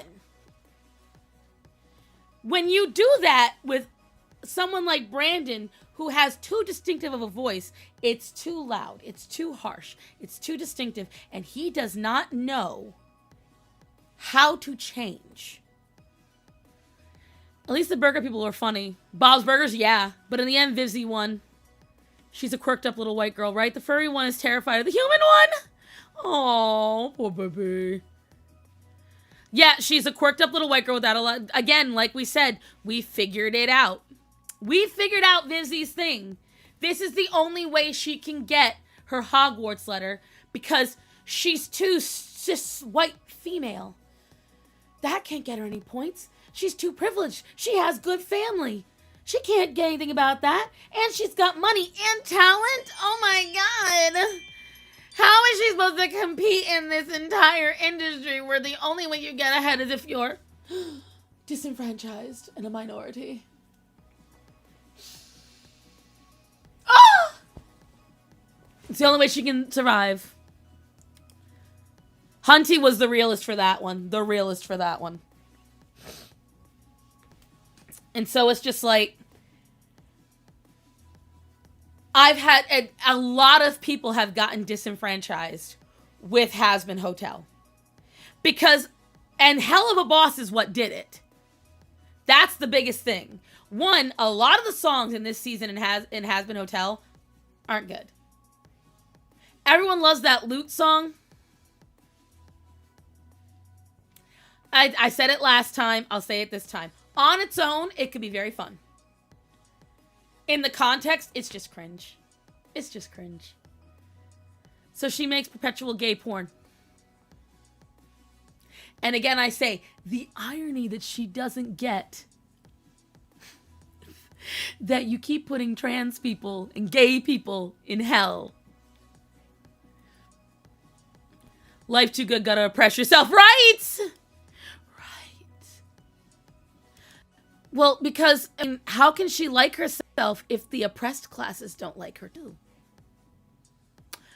Whatever shall she do? I take half credit for this being understood finally, for real. The one I like is Don't You Forget. Yes! So, I like Vox, Val, and Velvet's song about getting into heaven. I like that one, Don't You Forget, and The Reprise. I think those are fire. I added all of those because I think those were all good. But the thing is, I'm going to do, because this is something I've noticed. Who wrote them? Because Vivzy has a very set of writers. Oh, she wrote those songs to sound similar on purpose, but... Don't you forget... Has Been Hotel.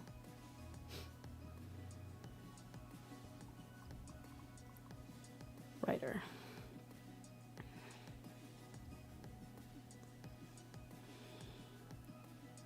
Sam Haft and Andrew. Sam Haft and Andrew Underberg write all of Vizzy's good songs. The good ones are always written by them.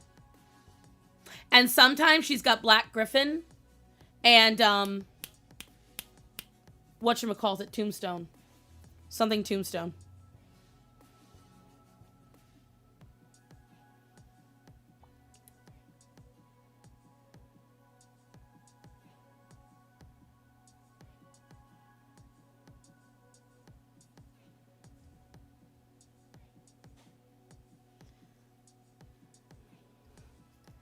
Songs written by Sam Haft in Has Been Hotel. Let's see.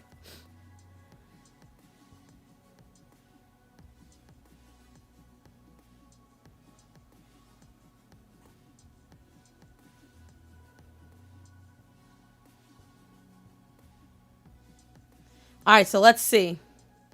Let's see the pattern here. Respectless, one of my favorite songs from Has Been Hotel. Clown Bitch. Out for Love. Hell is Forever.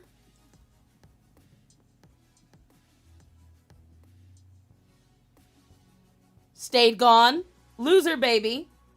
Hell's Greatest Dad. Oh, he wrote Vacated Bone Town. That song is terrible, though.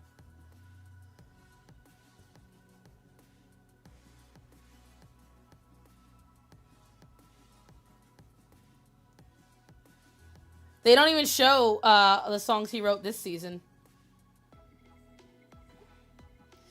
But all those songs are fucking bops. They're all great. So you're like, my husband gotta talk out loud to type. Hey, Dylan. Living Tombstone, thank you. All the Radio Static fan art coming true. The worst thing is, you can clearly tell that Alistair does not feel the same way. We all knew that Vox was kind of hard on for him, though. Just had some mashed potatoes, veggies, air-fried chicken breast. Oh, that sounds good. We stand Living Tombstone. He is absolutely boring to watch and listen.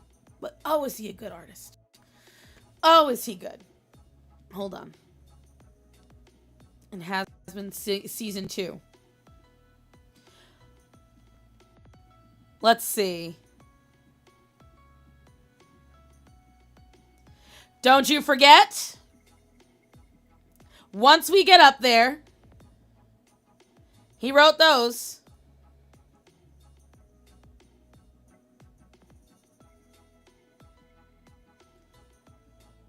Then clearly he wrote the reprise. There you go.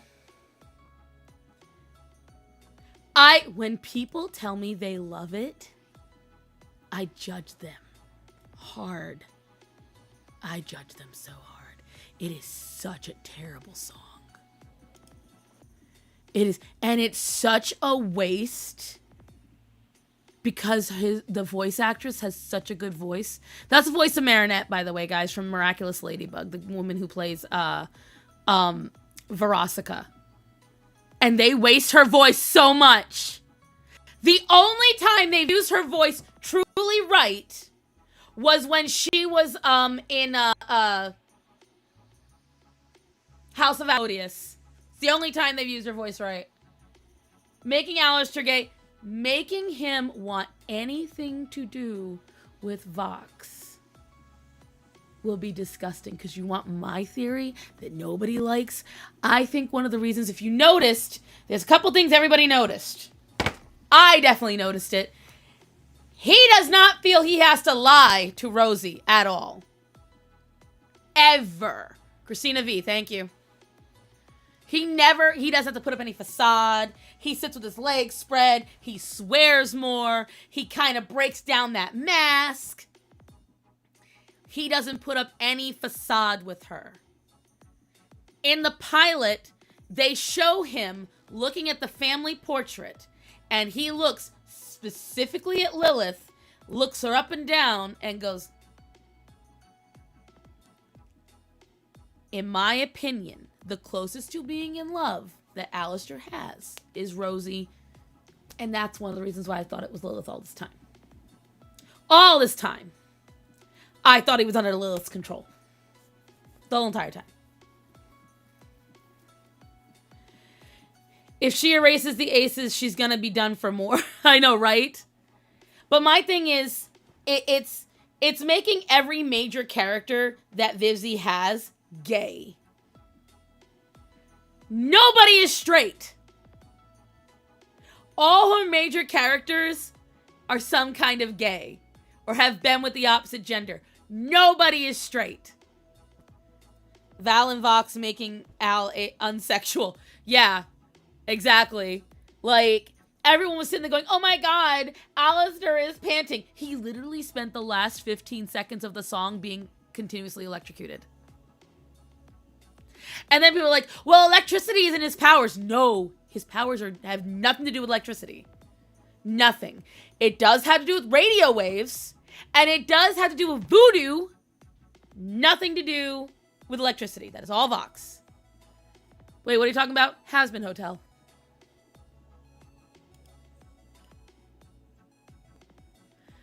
I can definitely see them being a couple.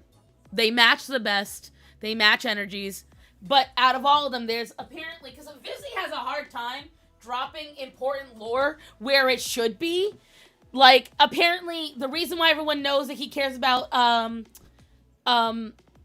Nifty is because she admitted in a stream somewhere that... two things she admitted in streams and on random interviews rather than an actual information to her followers is, one, that Adam made the angels. That's a major part of the lore. She just tossed into an interview somewhere. And two, that Alistair loves Nifty, at least on some level. He sees her as kind of like an adoptive daughter that he's a little annoyed with, but he likes her. Baxter might be straight. Maybe. Rosie is basically Al's sugar mama. I'm still reeling from how she handled Barbie Wire.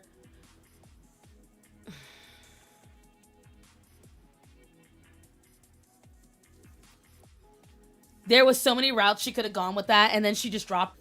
Barbie just became nothing. The only part I like is that fight scene, but honestly, I hated that episode because... Do you know what I hated about that episode the most? And it had nothing to do with Barbie. I hated that episode because of what they did to the M's. They ruined them. Everything that we known up until that time about Moxie and Millie got absolutely fucked in that episode. I don't know what she has against Moxie as a character, but she has done everything possible to emasculate him. And I don't know why. And then on top of that, she made him turn into this asshole for no reason. None. Against his wife. That he worshipped the ground she walked on before. None of it made sense. None of it. I am censored by my own inability to spell. But I understood.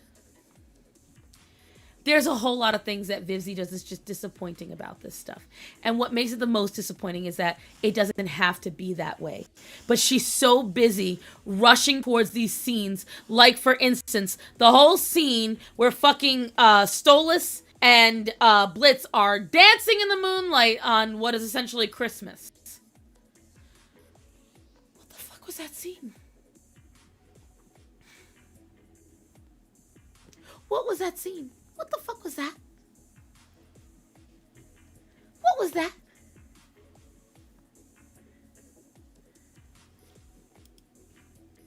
It's gross. But what was that scene? It made no sense. It made no sense. Because a healthy heterosexual marriage can't exist to her. Right. Which the funniest part is, that's what she has in her life. Her mother and father have a very healthy relationship. So did her grandparents. The closest to a healthy heterosexual relationship that she actually has in the show is with fucking Beelzebub. And, Rex? What's disappointing is that no one has taken away her writing privileges. Oh, here's what I will tell you. That is the love part of the love-hate relationship. The reason why I can put up with Has Been Hotel is because Vivzy did what a lot of us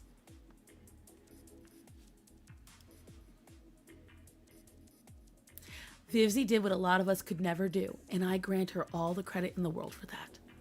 100%. 100%. I give her all the credit in the world for that. Tex, thank you. I give her all the credit that she developed a following, a style, not one, but 5 separate stories that she got a large following to support her on. She got the money together. She created the pilot. She did the marketing. And she got it picked up with complete creative freedom. What she has done is revolutionary. And I give her all the credit in the world. She not only did that, but she set out with a list of people in mind from the industry that she wanted. And she got them all. Every one of them. Every person that she wanted on her wish list, she got. Animators to voice actors, everything in between, she got exactly who she wanted. And I give her all the credit for that. That is incredible. You don't see that. And I give her all the credit because it was unheard of. What she did was unheard of. You don't do that. You don't do that. And then Glitch comes out, and Glitch does it right. Because Glitch is doing it with frickin' Lackadaisy, and with all of their shows. She won. She won. True. She infantilizes Moxie in a way. Generally, I think she makes all her characters so twink-shaped she can't make a man that loves his wife. The manliest character I saw was Satan. How sad is that? I only knew the pilot stuff for the hotel back during the pilot as a YouTube show. Yo, YouTube shoved that down my throat, let me tell you something. YouTube shoved Has Been Hotel for years down my throat, and I purposely ignored it. And then I decided to watch it, start like about a month before she released it, and then it came out, and I was like, well, shit. Because the animation was so good for a privately done, like, come on. All of it is her white privilege, right? Which I think is partly why, going back to the daddy issues and all that, I think it's partly why she is able to counteract that. Look at, she's such an ally. Look at everyone that she employs that's part of it. It's her Hogwarts letter. I want more Knights of Guinevere. Yes, and do you know what I like the best about that? Do you like the best about, because I really liked Knights of Guinevere. I really liked it. Oh my god. It was beautiful. Knights of Guinevere?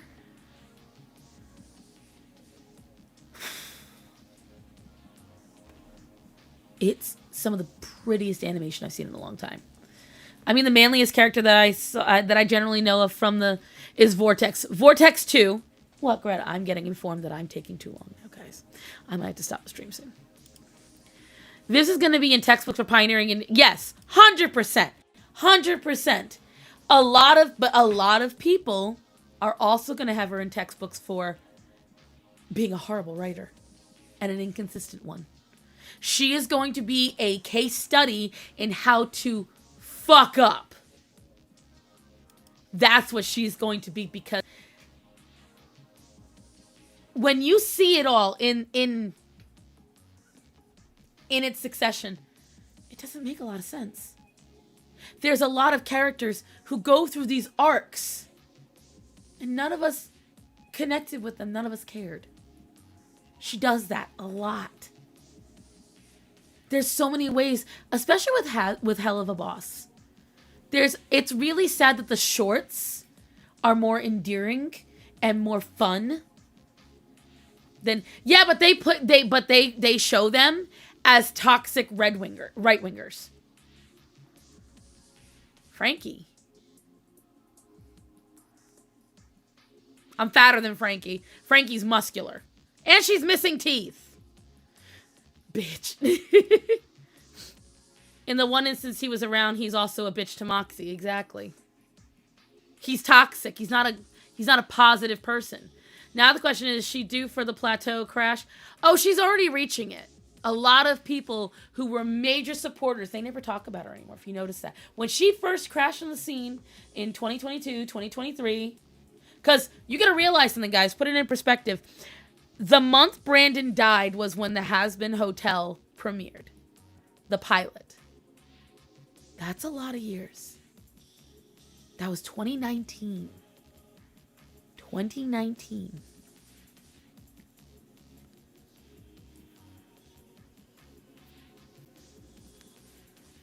Now the question is, sorry. Maybe he's not. And so the thing is, you got to realize something. That was a long time ago. A lot of shit's changed. And she had everybody talking about her. But now, go ahead and look up Has Been Hotel. And what you see the most of is people complaining about the designs, about the story writing, about the consistency, about the poor plots, all of it. Hi, Rachel! You know I'm only going to be on for a few more minutes, right? People immediately made Frankie's boss gay. How? Her boss is... No, they immediately made Frankie gay. Oh, they immediately made it like Frankie and what's her name have to be gay. You'll never guess what came in today. Remember when we were talking about... Stop it! But... Is it vintage floral?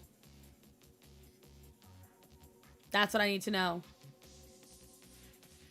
If it's meadow blossoms or anything else, she'll probably send it to me on Instagram. I guarantee. She always does it. She'll be like, check your Instagram. Let me go see. It was mint green. There you go.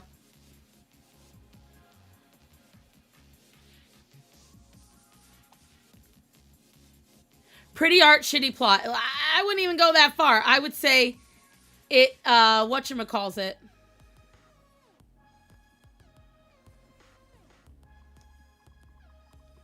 Hold on.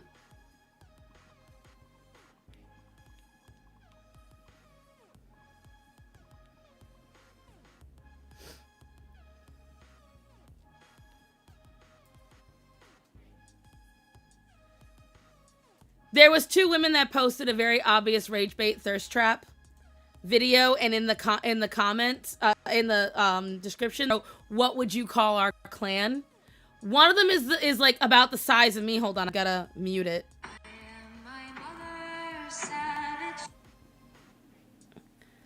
You can clearly see that woman. See the rolls? That's not her belly. Her boobs are so big that, and they made this armor to barely cover her. Okay? Both girls are scantily clad. Okay? And then they had the audacity in the comments to get upset when there was negative comments. And I'm like, what I wrote, because this is what it said. If you want to be a bully, but at least be honest about it. Don't come at me with, I hope she doesn't get on the horse. Do you see me on the horse? No. Do I look like I went on the horse? Also, I'm fat, not stupid. These are my mom's horses. We did a fun little photo shoot, nothing more. If that somehow offends you, maybe take a moment to ask yourself why someone else simply existing bothers you so much. Kindness is free. The world is already messy enough, and the fact that my body is what you chose to focus on says more about you than it does anything about me. May those who are cruel find healing, because you clearly need it. And to everyone who's shown love, humor, and kindness in the comments, thank you. You remind me that there are still good people out there who lead with the heart instead of hate. You're the real ones.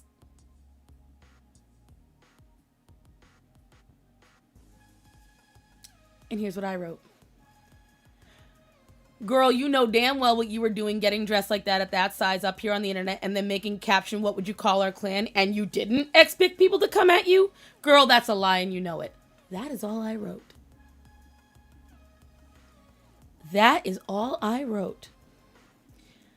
One of the girls, the skinny one, came back and said, you might be the most tragic one we've had. Mind you, both these women have over 200,000 subscribers on Instagram alone.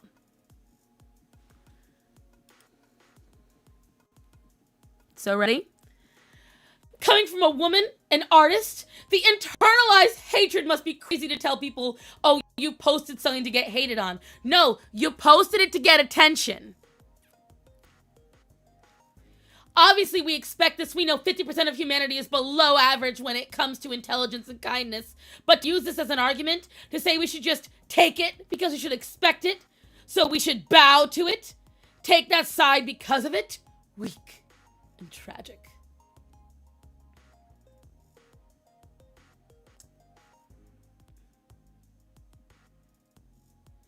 Let me see, because I know that they, whatchamacallit, I hate how Instagram stacks its comments. It's so annoying. It's very hard to find anything now. The Countess of Cholesterol. Stop it!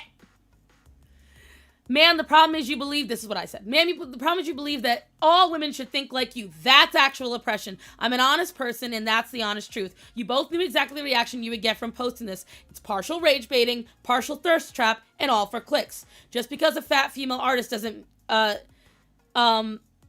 just because I'm a fat female artist doesn't mean I'm not honest. Did you guys do well with the costume? Sure. Did you pick good setting? Yeah. Were the horses a nice touch? Yup.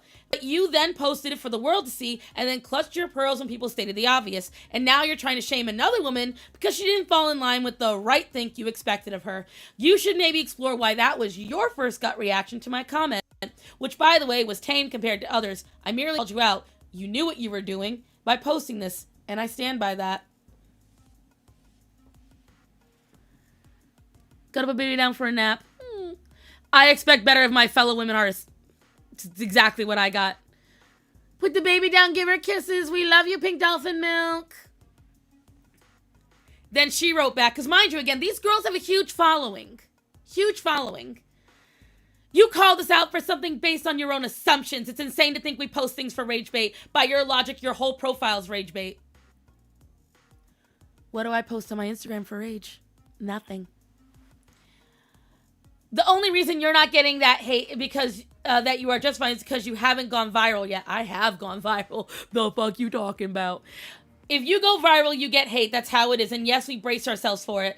But bracing ourselves for it does not mean we have to sit there and accept it. It doesn't mean we cannot call stupid behavior out. And it definitely doesn't mean we put this much effort into it because we wanted to rage bait. That's just silly. We wouldn't need horses and handmade outfits for that. You could just get €10 outfits from the store. I said if my whole profile was rage bait, I would ask what controversial drawings I have routinely put forward that would constitute as such. Ma'am, again, I never post anything knowing it's going to be heavily criticized or be heavily leaning towards some kind of fetish, very clearly a first trap, and then pose a baiting question in the description. And I certainly lack the following for the notice as well. You cannot compare the two, and it's weird for you to try and make the parallels. Any videos you see are things I cross-post from my actual platform, my YouTube. There, I absolutely 100% know when I post something, I have the potential to piss people off with what I say and post. And I cover extremely controversial stuff, so I don't throw my hands up when it happens. You both have large followings. You both post, albeit softcore, sexual content. Her more so than you, to be fair. Your more outfits overall. But she is scantily clad, she's a big woman, and you post that caption. Once again, are you going to sit there and pretend you didn't have very full knowledge that you knew people would go negative about it, wouldn't help it with going viral? I have enough friends in the social media space, babe. You know you're playing ignorant. And then to try and shame me for pointing that out, it kind of just cemented I'm right, because you didn't like me pointing it out. I'm supposed to, yes, queen, invalidate, worse, promote that kind of thing. That's not me. I'd be more open to being like, go you, if you were just honest about it. You don't get to your size following without understanding the game. So stop playing dumb, girlfriend. Bye, HG. God bless. Hold on, I gotta plug this in because she dying. My phone be dying. Then a bunch of people were like, oh, well, she's MAGA, so clearly she's evil. And then one little Canadian bitch, oh my God, she got next level mad at me, saying that I'm ugly, so clearly that's why I'm upset with her, that I should fix my teeth and da-da-da-da-da.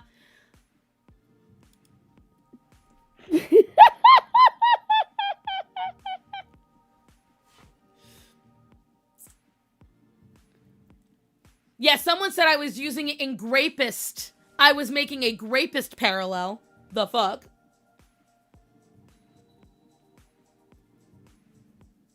Someone even called them out. Asking for honest opinions from Instagram and then crashing out when she got it. To be honest, this comment section could have been way worse. Just keep pushing. Right. And again, here's the thing, Quiet Chris. Nowhere did I insult these women or said they were ugly. They did a great job. They really did. However, just because I gotta say it far away because most of it is fetish, this bigger woman constantly does lingerie shoots and fetish ones. And one of the videos, let me see, where is it?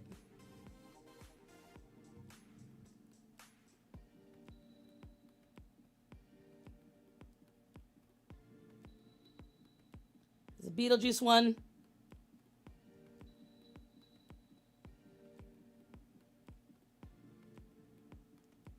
There was one that she posted where literally she was saying, people say big girls can't be on the internet. Excuse you? Yeah. Plus size girls shouldn't show their belly. I'm holding it away so you can't see, but the reason why it's so bright is she's pretty much naked. Should plus size girls should not show their belly. And then it's her dancing in a bikini. I think we can and should. May this confidence find you and let you enjoy summer to the fullest. Wear your favorite bikini and don't let anyone stop you from enjoying life. That's not fetish? That's not rage baiting? Meaning she knows exactly what she's doing. Exactly. You don't have tits the size of Mars. Cover them with pasties. Post and pose, and then sit there and say, oh, why is everybody saying such weird things? Come on.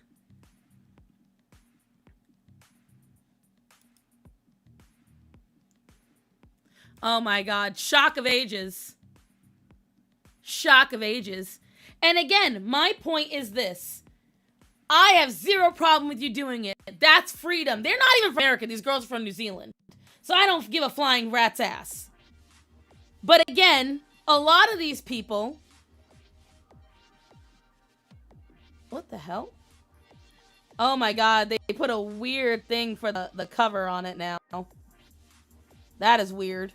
Anyways, a lot of people came at me sideways over it. But you need to be present in your daughter's life. Yeah, I know, right? Sounds like fat acceptance to me. Exactly. What they all got mad at, and I wrote it to someone, I'm like, you're all mad that I broke rank. Because they didn't respond to everybody. And I only said something very tame. But they happily said it to me. You know why? Because I am supposed to be one of them. I am supposed to not break rank. I've got a yes queen, and I've got to be about it positive and tell them what they're doing is wonderful. And then I've got to never tell them, you know what? It may be cool, but why are you upset? You knew what you were doing. I can't do that. And if I do, the only reason I'm possibly doing it is because I hate myself so much. No, if I wanted to, you guys all know this. You've seen the thirst people. I've got people that donate to me that have asked me to do it. I don't like the idea of degrading and selling myself for it. And one of the reasons why I know some of you are going to try to defend me. There's never going to be a time where I'm going to say to somebody, I'm not ugly. Ever. Ever. We're big backs. We're supposed to stick together. Do you know why I'm not going to say it? Because it doesn't matter if I'm ugly or not. I'll take it. It doesn't matter if I'm really ugly or not. Because that's when they think they've got you. Because I say all the time, I said to the one girl, mind you, this girl, I'm sorry. I might ruffle some feathers. I'm even kind of going against myself on it. This girl was not that attractive. She had buck teeth just like me. They were yellow, just like mine. Mine are from drinking too much water. What are hers from? She tried everything. Everything. This little Canadian girl. She tried everything to get under my skin. And she was like, you had to come after these women. I didn't come after them. I didn't make fun of them. I didn't say they were ugly. Nothing. She kept trying, this girl. And I was like, finally, I decided I'd do so because I wanted to see just how insecure she was. And guys, like clockwork. I said, I'm unconcerned with the opinion of someone who can't even post a photo without a filter. At least I own my ugliness. Water constrained teeth. So fluoride. If you drink too much fluoride, it will stain your teeth with fluorosis. Yes. You jiggle those rolls and pop the Pillsbury biscuits. Here's the thing. Guys, if I wanted to, I could open an OnlyFans tomorrow for Fat Fetish, and I could make a killing. I don't want to. I think better of myself. I am more than my giant ass and giant tits. I am more than... Sonny, for fuck's sake. Then get off my damn keyboard!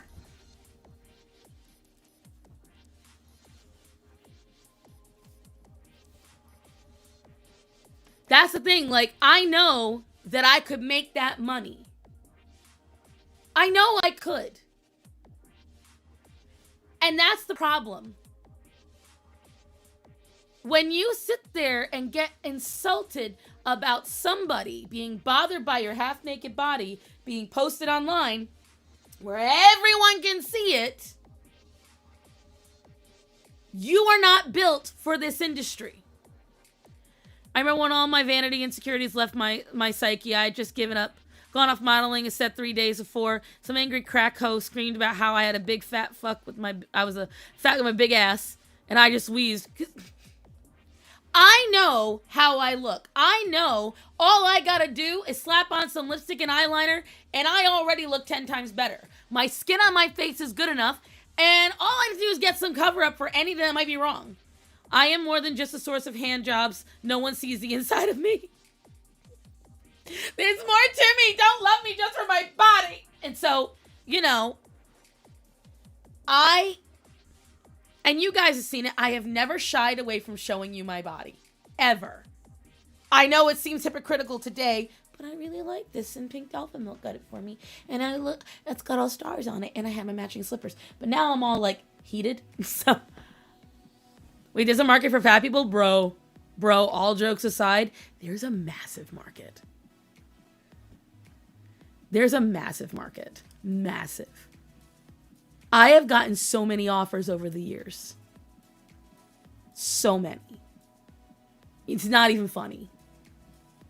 And I don't do it. And you guys also know I have gone very viral. I have pissed off a lot of people. On Twitter, we're talking in the millions I've pissed off. On TikTok, only the thousands. I have had thousands of people coming at me at once for weeks at a time over the dumbest shit because they... Nicely done, Rachel. I like that. I've had it happen. Not only that, but I've been a Republican my entire life. You guys understand, I am huge. It's been a huge market. Baby, there's a market for feet and there's a market for everything. If you research it, you can make your money however you want. I just do not believe in that.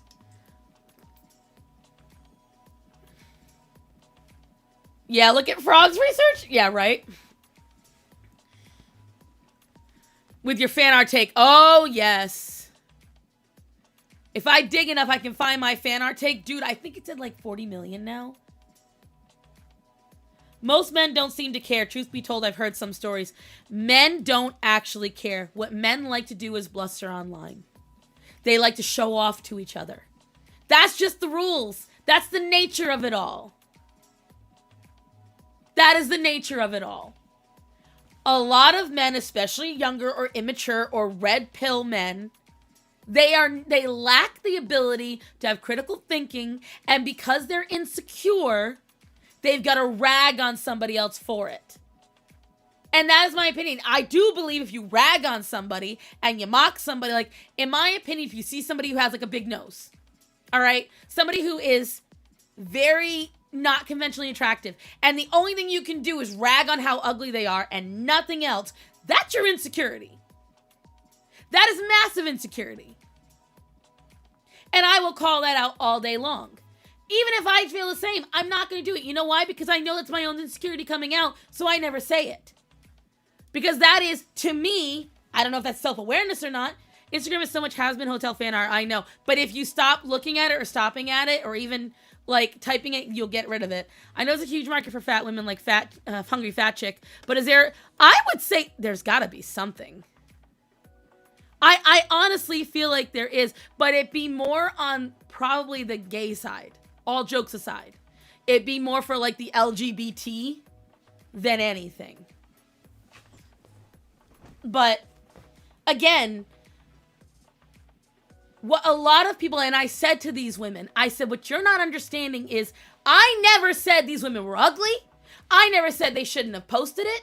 I never said they did a bad job. None of that. What I said was, it's kind of silly to sit here and play victim and cry oppression and being bullied when you knew exactly what you were posting. You don't get to 214,000 subscribers without knowing exactly what you're doing. And I got too many friends in the industry to even pretend otherwise. Too many. Artists, models, fellow YouTubers. So go ahead and try. Being straight cost me again. Ah! Where the BT stands for bear. I like that. The reason a lot of female coworkers have always had a problem with me is when they start trying to tear down another girl about their looks. See, I am very grateful that no one ever bonds with me enough to do that. When it comes to coworkers, I've always been like, I'm not concerned enough. Mom, okay, favorite viral moment that I had? Like my own virality or what?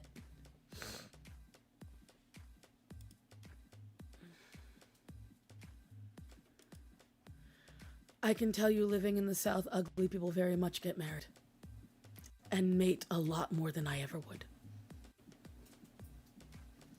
Oh, come on.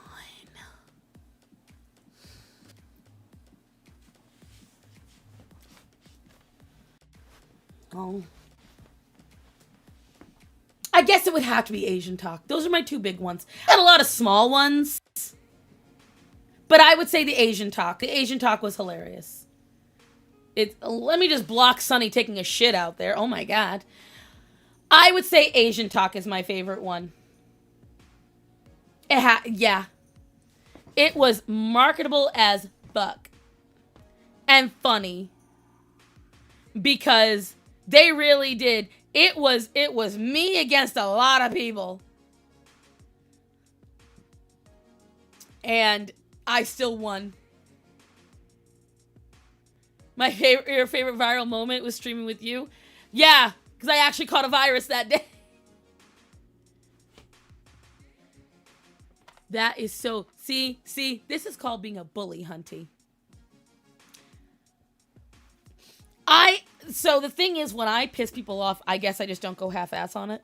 And so, like, you gotta realize, when I did it with the Asian talk, I got all the big Asian creators on TikTok. When I did it with the art thing, I pissed off people in the industry. I have major artists in the comic and animation industry that blocked me. I didn't even know they existed. And then someone would tag me and be like, why can't I see this? And I realized these people blocked me years ago. And I was like, wow. That's the one where the lady said she didn't like, yes. Yes. There was other ones, smaller ones, like when I was in Vegas the second time, and it was the plus size community didn't like me. Like, I've had smaller ones, but Asian talk. You talk about it a lot. I'm proud of it. How many people can say they pissed off millions and millions and millions of non-binary? How many people can say that? That they made millions of non-binary 20-year-olds with 10 billion flags and fetish art. That's a badge of honor for me. Making friends and impressing people. And she's down. We talking about now. We're getting ready to wind it down because I'm already 6 minutes over what I wanted to be. But Hunty asked me what my favorite viral moment of myself was. And I've had some small ones, like when I pissed off all of my followers and they found out I voted for Trump. Like when I, whatchamacallit, I've had quite a few times where my page gets inundated because of some fat, like when I went viral about Samira. It's difficult to not piss off the non-binary. We're proud of you, Queen. It was, bro, it's the truth. It's the truth. I pissed off people because the day I made that Meghan Trainor dance video, the short, and then I responded to somebody else about health, and yeah, they all got mad at me. And people were wishing me dead and everything else. Let's go 2 hours more. Fuck you. I mean that with all the love in my heart. No. Whatchamacallit. So, you know, it's stuff like that where I've had smaller ones that are fun. And I get bricked. I enjoy it. That's it. I just enjoy it. I enjoy watching people crash out to this extent over a stranger's opinion online. Because I've been doing it, like, the thing is, I have had viral moments from before I was ever online. I've made people, Facebook was where I had it. But it was viral in, like, my own little circle. Or when I would, like, back when Candace, all right, so this is back 2017, when Candace first got big, I would get a lot of times where I would be inundated by comments in comment sections on Facebook and on YouTube. And I would get like hundreds of people messaging me then, but it was different. And they would try to find me, but all of my social media was just fake. My name was fake. My location was fake. Where I worked was fake, and I'm gonna come. I know.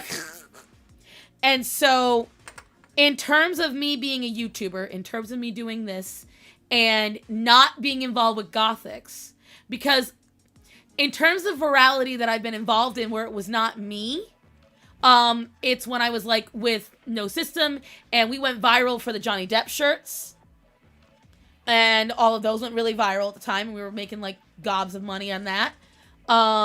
When Gothics had that very public beef with the corn guy, that was one that I was directly involved in. That was different. Hi, baby boy. They're all telling me they want me to go soon.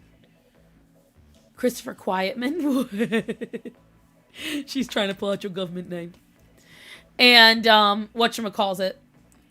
So it's, you know, I've been involved in quite a few of them, and I've had, like, a lot of the ones on Facebook were personal. Like, a lot of people are used to being inundated with negative comments from strangers. No, I got them from friends and family, too.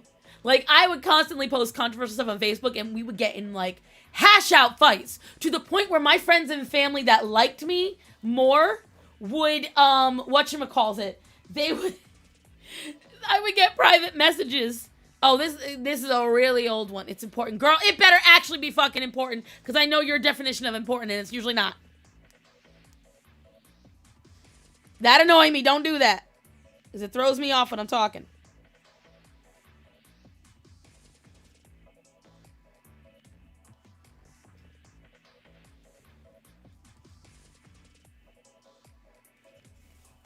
This was not important, Rachel!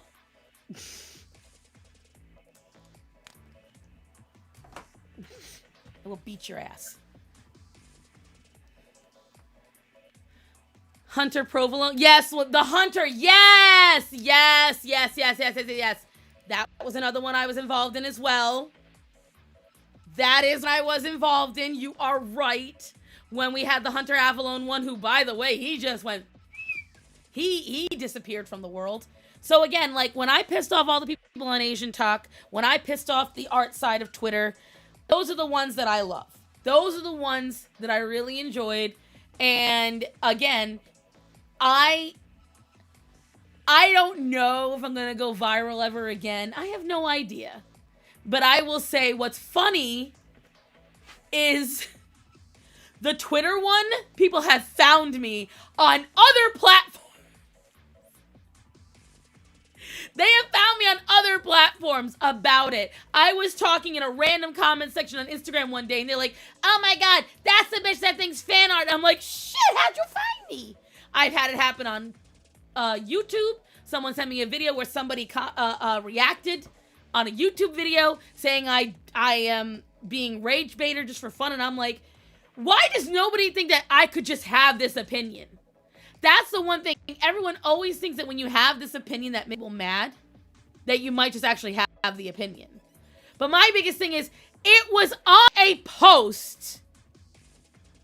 It was on a post asking for hard pills to swallow. That's the definition of rage baiting. It was the point of the fucking post.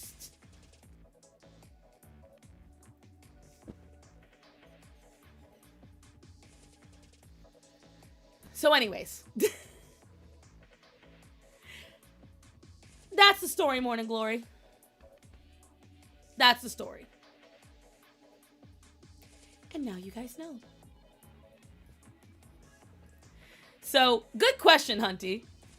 The Asian Talk is my favorite one, especially because when I tell you guys, I have hours of screenshots and videos I never released.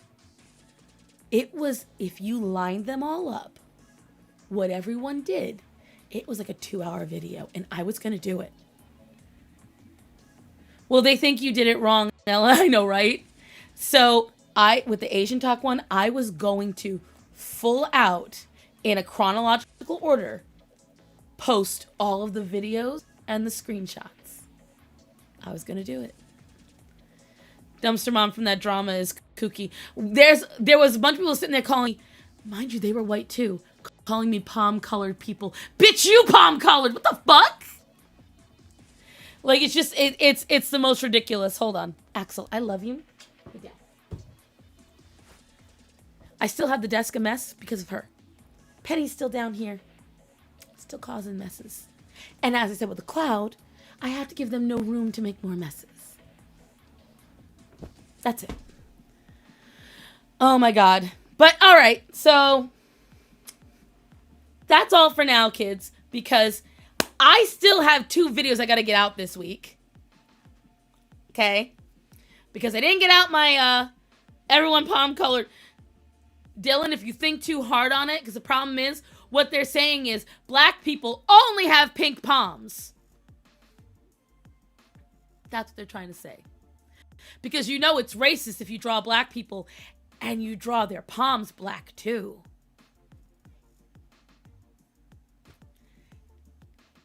When I tell you, one of the best parts about Trump being president is so much of that stuff no one gives a shit about anymore. I'm so tired of people being offended and being upset and getting angry, and it's just so beautiful that we can just tell them all to shut the fuck up. We're not going to apologize. And that's the thing about this video that I got lambasted for because they are all entirely too used to shaming someone for not having the right think and having them be like, you know what, you're sorry. I need to unpack that. Fuck you. Fuck you. I'm not doing it. I said what I said. I don't know what you think is gonna happen. I don't know what you think I'm gonna do. I don't know what you think I'm gonna say, but I ain't changing my fucking mind. It's staying this way. You want me to apologize? Close your eyes, pretend I'm saying it, and think real hard. That's the closest you're gonna get. I'm not doing it. I said what I said. I meant what I said. And unless you can show me otherwise, I ain't changing my mind. And the more you come at me, and the more you mock me, and the more you try to tear me down because I purely don't think like you do, the more it proves you don't actually think that way. You're just mad that I'm not validating what you felt was right.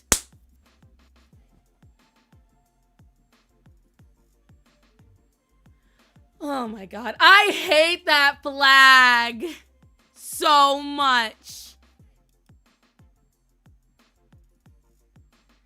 But that's my point. That's my point.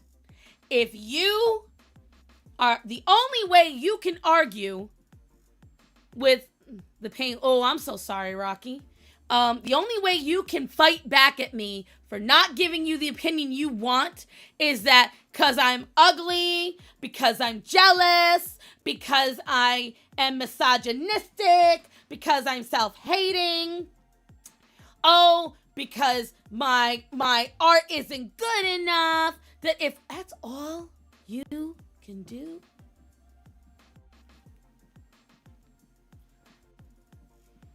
There.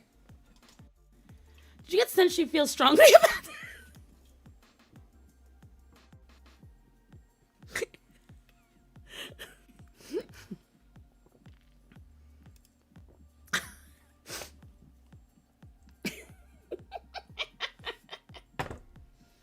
And I posted that on my Instagram stories.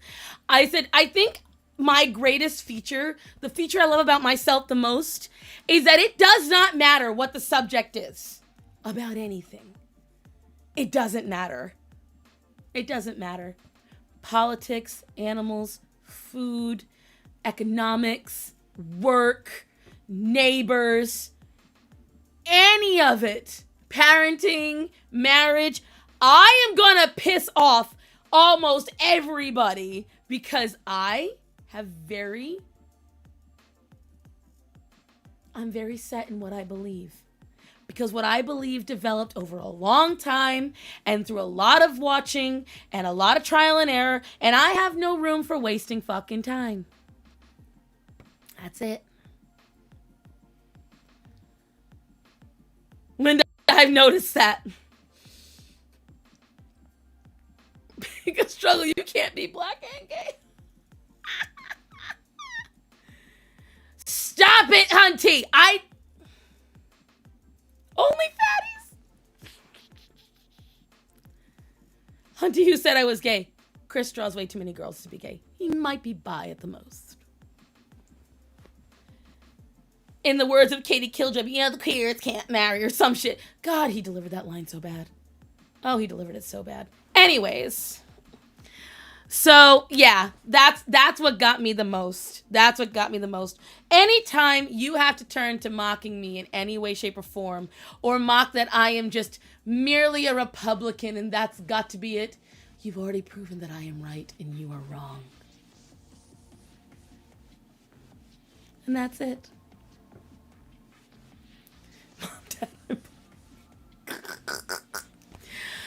But anyways, guys, I am going to be working on this J-Bay video after I finish meal prepping for my husband because I am a loving wife. And I need to cook for my husband because he likes when I cook for him. Go do what you need to do, Star Son. Times of the essence, right? And that's what's going on, guys. So I hope you enjoyed today's stream, everybody. I hope you had fun. Stream on Thursday, and hopefully I get a video out tomorrow and on Friday. That is the aim. That is the work. World domination! But I love you all. Please take care of yourselves. I will talk to you all on Thursday. Remember to tell the people that you're important to the fucking A. Reading and talking same time. I just can't fucking do it right now. Remember to tell people that are important to you that you love them and to be safe. So, guys, I love you all. Be safe. Please take care of yourselves. I will talk to you all soon.